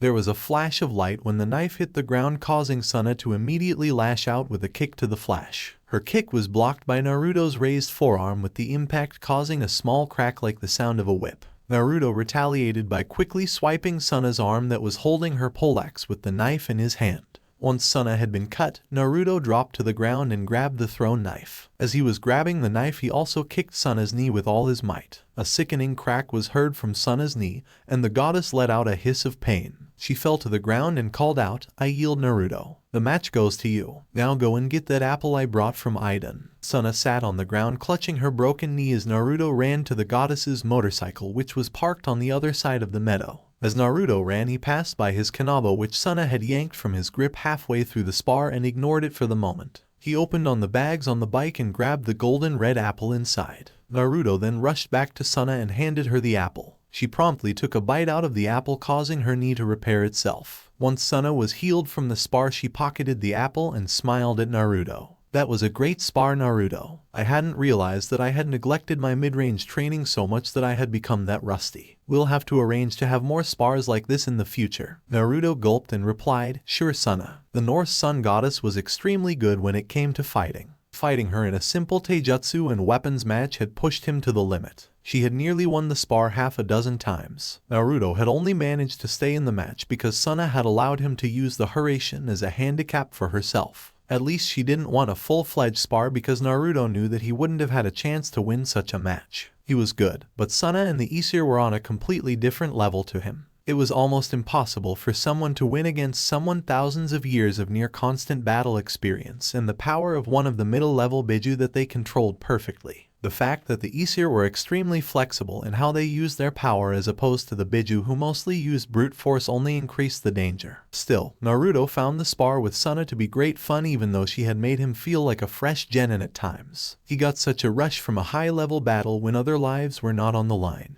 The fact Sona pushed him to the limits of his abilities, even though they weren't his primary battle abilities, made the rush even greater. Naruto got a similar rush when he sparred with FANFICTION, but that rush was mitigated by several factors. 1. He had battled the coyote spirit so often that he knew the spirit's abilities and style. The second reason was that FANFICTION constantly made perverted comments involving Naruto and Sona or Artemis that it pissed Naruto off. Sona laid back on the meadow, stretching her arms and folding her hands behind her head. A small smirk appeared on her face as she watched Naruto notice how her sweat-drenched shirt clung to her body as she stretched. The faint blush that appeared on Naruto's face as moved his eyes to not stare made her mood soar. It was great for her to know she could get Naruto's hormones pumping without causing him to lose his respect for women. Sona smiled as the smirk faded and asked, "How goes your search for Connor's great-granddaughter Naruto?" A small frown appeared on Naruto's face and his blush rapidly faded. "I've run into an unexpected snag, Sona. Someone has cast a very powerful spell on all the records of Connor's mortal family, starting with his granddaughter. No matter which way I try to go at it, this damn spell kicks in, making it impossible for me to read or hear anything in the mortal records about Connor's great-granddaughter or her immediate family. I've tried all of the usual anti-genjutsu tricks and I've tried to manipulate the mist to no effect." "That's troubling news, Naruto," Sona said with concern.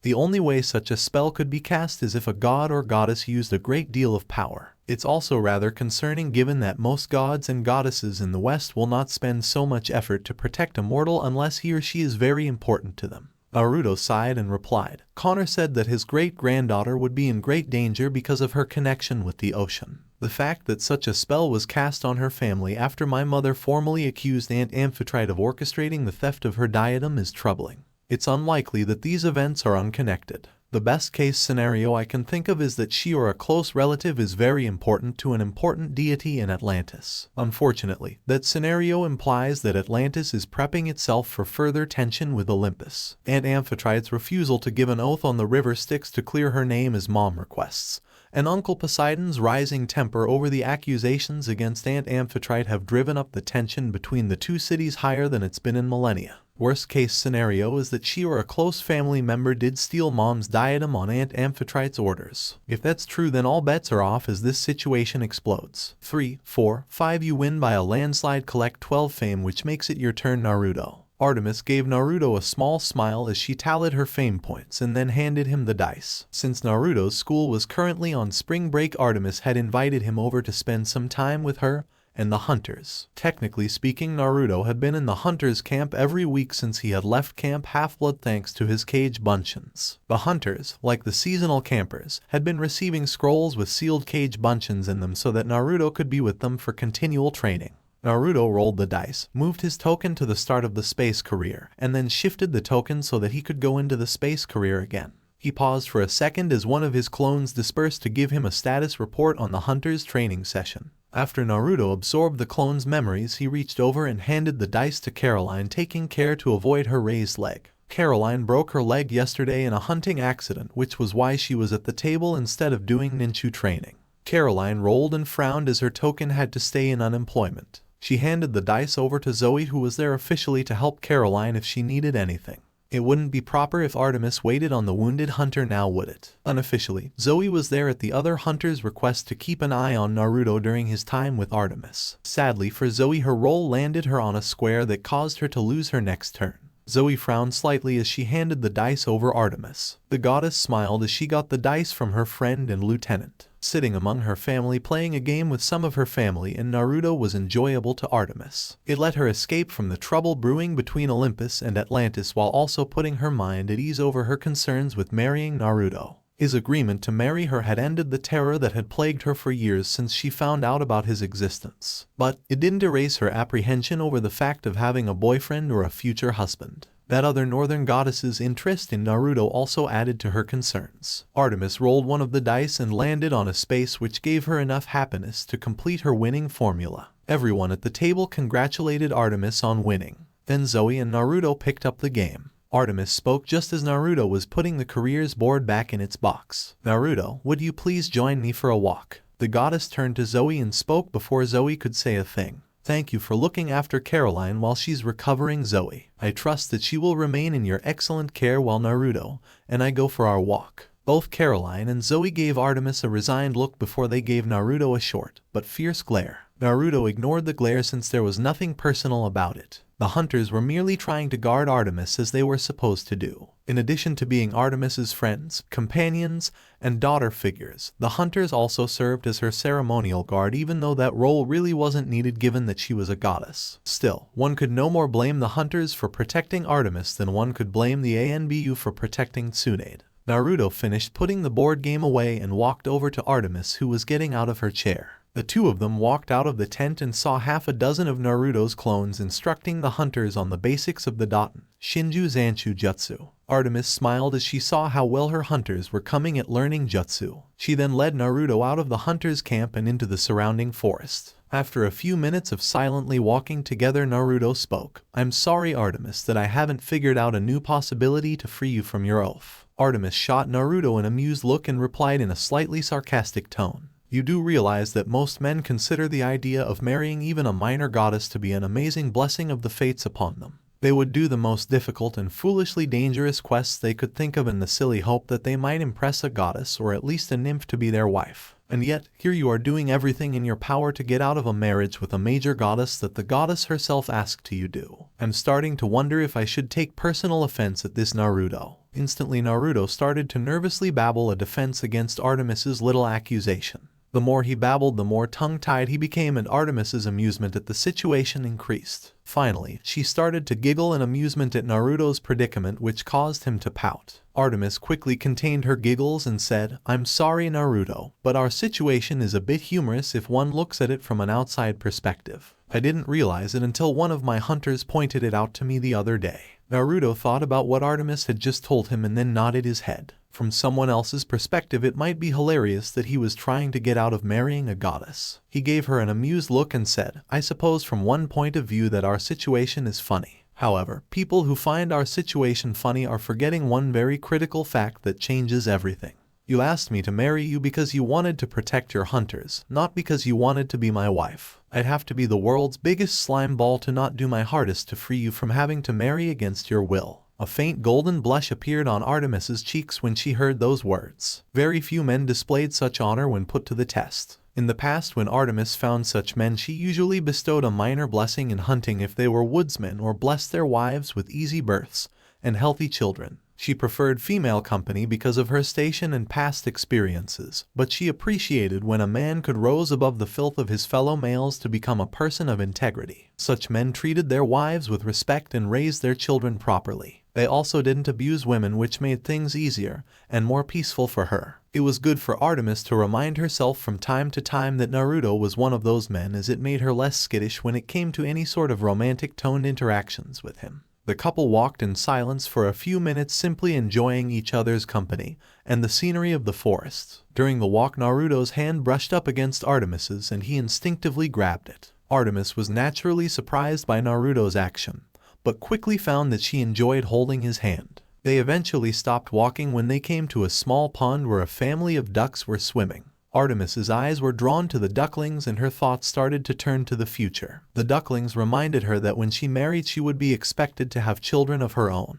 Besides the fact that it was expected that wife would bear her husband's children, her position as a goddess of childbirth would drive her to have children of her own. It was a frightening thought for her, and all the more frightening because she had never thought of having children before. That frightening thought and the insecurities it brought with it summoned other insecurities that Artemis hadn't realized she carried. After gathering her thoughts, Artemis turned to look at Naruto, who was cheerfully feeding the ducks bits of a ration bar. Naruto, Artemis paused for a second and waited until she had his attention. I want to know something. Would you still go through with our engagement if my hunter's safety was not dependent on our marriage? Naruto bit his lip to keep himself from blurting something out as he thought about how to respond to Artemis's question. Finally, Naruto figured out how he wanted to say everything and spoke. I would continue our engagement if the hunter's safety was not a factor. If you wish to continue it, Artemis. Not that I think something like that would happen, since I know you prefer to be single. Any man that could freely have your hand in marriage would be very lucky, since you're a strong, determined, independent, confident, and compassionate woman. While the nobles of the daimyo's court back in the land of fire may prize beauty and meekness, shinobi like me prefer ladies who have your traits. Artemis's blush increased in intensity as she listened to Naruto talk about her traits that she liked. Almost all mortals, most gods, and many goddesses tended to be irritated by her tomboy ways. Ironically, the goddess of maidens was the most unladylike goddess one could find. The fact many people, especially males, did not like her tomboy nature contributed to her desire to stay single and alone with her hunters. The fact that more men were accepting of tomboys and strong women in general was one of better aspects of the modern world in Artemis's opinion. However, she hadn't expected to meet someone who came from a culture where those traits were desired, and it piqued her curiosity. So why do the shinobi of Konoha prefer strong, independent women, Naruto? I've noticed that feudal structured societies tend to prefer meek women who stay in the kitchen unless they're called to get their husbands a sandwich. Naruto simply replied, why wouldn't a shinobi want a strong, independent woman as his wife? Women like that are better able to defend their homes, raise strong children, and push their husbands to become better people as well as being better warriors. A shinobi on a dangerous mission doesn't have to worry about his wife, children, and his home's safety because he knows his wife can handle anything that comes up. Because of that, he can focus on his mission and ensure that he stays alive to come back to them. Honesty, I can't understand why so many guys here in America want all of those stars in Hollywood. The main thing they have going for them is looks, and any academy graduate could create a clone transformed to look like eye candy. That answer reminded Artemis of Sparta and their ways. While she had detested the Spartan practice of bride kidnapping, she had respected the freedoms and respect they gave to Spartan women compared to the rest of Greece at the time.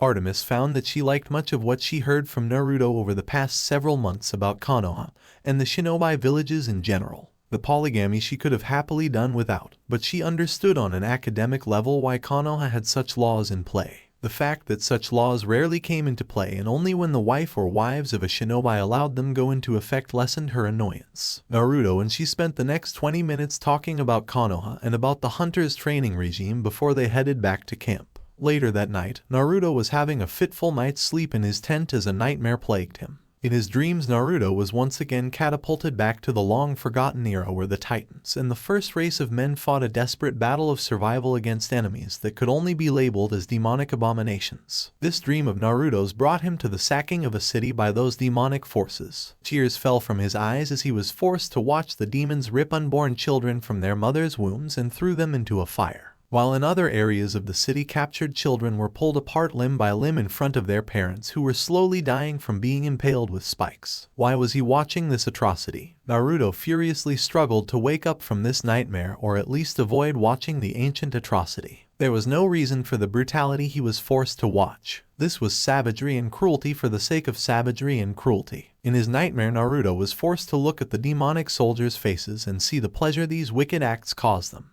For the first time in his life, Naruto found someone that he truly hated. He had hated Pain destroying Konoha and hated Madara's plan to reform the Jubai and cast a genjutsu over the world. However, Naruto had never hated Pain or Madara personally. Those two, despite committing terrible acts, were simply trying to help others in their misguided way. Naruto had hated what they did, but he only felt pity for them as people. These monsters before his dream eyes caused suffering just for the joy it gave them to watch others suffer. Nothing could excuse such actions. Without warning, Naruto's dream self was propelled into the sky, allowing him to glimpse at the once magnificent city that was burning before him. He then noticed that the aura of suffering coming from the city started to form into streams of energy, and were being pulled to one spot in the city. Naruto's dream self was forced to follow the energy streams until he came at the city's palace, where he saw a demonic woman sitting on a blood-stained throne. This demonic woman had a row of horns on her head. Her eyes were two orbs of hellfire resting in her eye sockets, and her skin looked like it was pieced together from dozens of various rotting corpses. She had a bow made of human bone, a sash made of hands, and severed human heads with their hair woven together to make her clothes. This almost bestial demoness was breathing in the refined suffering of the city as it were a drug to her. The demoness turned to one of her attendants and said, "Tell Taus Melek that the capital of the Knuckle is ours." In response, the demon bowed and replied, "Your wish is my command, Annette." The attendant then disappeared in a blaze of hellfire. The sickening joy everyone in this room felt over what was happening to the city made Naruto wish again that he could fight them instead of simply watch them. It would be better to fight and die than to simply watch these abominable acts happen. A series of explosions suddenly rocked the palace as over a dozen sages appeared out of thin air and attacked the demons attending Annette. Annette didn't care at all as her attendants were cut down and looked at the sage like they were bugs to be squashed. She casually drew her bow and proceeded to shoot the sages so that they were out of the action and suffering horrendous pain while staying alive. All of the sages' attacks directed at the demoness were casually batted away with her hand. Once Annette was finished with the sages, she looked around and saw Ri standing in the throne room with 4 more sages forming a barrier around Ri to protect her. Annette chuckled and mockingly said, "And just what do you hope to accomplish here, little princess? Your father and brothers are currently locked in combat with my fellow Baal, Hadad, and the armies that Taus Melek has given him to command. My power is far superior to yours. Still, this futile stand of yours amuses me. If you surrender now, I give my word as a Baal that your suffering will be limited just to being gang raped by my soldiers daily. It's a better deal than those worthless mortals you have for subjects receive." Ri coldly replied, "My father and his fellow kings were tasked by Attic Yaman to watch over and guide those under their rule when he created them in this planet. Neither they nor their fellow deities such as me will fail in that duty. You may be stronger than me, but it is not always the strongest that wins." Ri then started to chant something that Naruto couldn't understand. Annette seemed amused at first, and then her face grew horrified as she realized whatever it was that his grandmother was preparing to do. The demoness immediately started to attack the barrier with her arrows, and it inevitably fell. The sages used themselves as human shields to protect Ri. An oppressively cold aura filled the palace as Ri finished her chant. The aura reminded Naruto of what he had felt during Orochimaru's invasion of Konoha years ago. Ri was suddenly covered in long white robes, and a dagger appeared in one hand and a set of black beads appeared in the other. She threw the beads at Annette, forming a chain between the two of them. Naruto watched in shock as the beads pierced Annette through where her heart would be if she was a human. The demoness was paralyzed as Ri tugged at the beads and started to pull an astral form of the demoness out of said demoness's body. Soon the astral form of the demoness was almost completely free of her body except for a small blue thread that connected the two. Ri pulled the astral form of Annette closer to her until it was within arm's reach. She then took the dagger in her hand and used it to sever Annette's astral connection to her body. The demon's regular body disintegrated like sand in the wind. Ri then coldly said, "Forbidden art, sealing of the demon to be consumed into death." Naruto watched as Ri opened her mouth and Annette's soul was pulled inside his grandmother. Once Annette's soul was consumed, Ri fell to her knees as a seal flared into existence on her womb. Naruto was jolted awake at this point, covered in a cold sweat, and his whole body was shaking. He looked around himself completely shaken and almost frightful of what might happen. What had he truly seen in his nightmare, and just what did it mean? Naruto's eyes slowly narrowed as he realized that he just might know who could answer these questions for him. Without any hesitation or waiting to change his clothes, Naruto bolted from his tent in his pajamas and rushed over to where Bucephalus was resting. Naruto quickly got his steed up and prepped him for riding. Once in the saddle, Naruto ordered, "Take me to a scale up at your fastest speed, Bucephalus." As Bucephalus shot out of the hunter's camp like a bullet, Naruto's face hardened with determination. The time of wait until you're older and you don't need to know about that just yet was over. He was going to get the answers he needed, and he was going to get them now. So alright folks, that's all for today. Stay tuned for part 5. Do subscribe, like and share for more such videos. Also check out the story and author HistorianoftheKais on FANFICTIONnet. Press the bell icon to be notified first on release. See you in the next video. Till then, goodbye.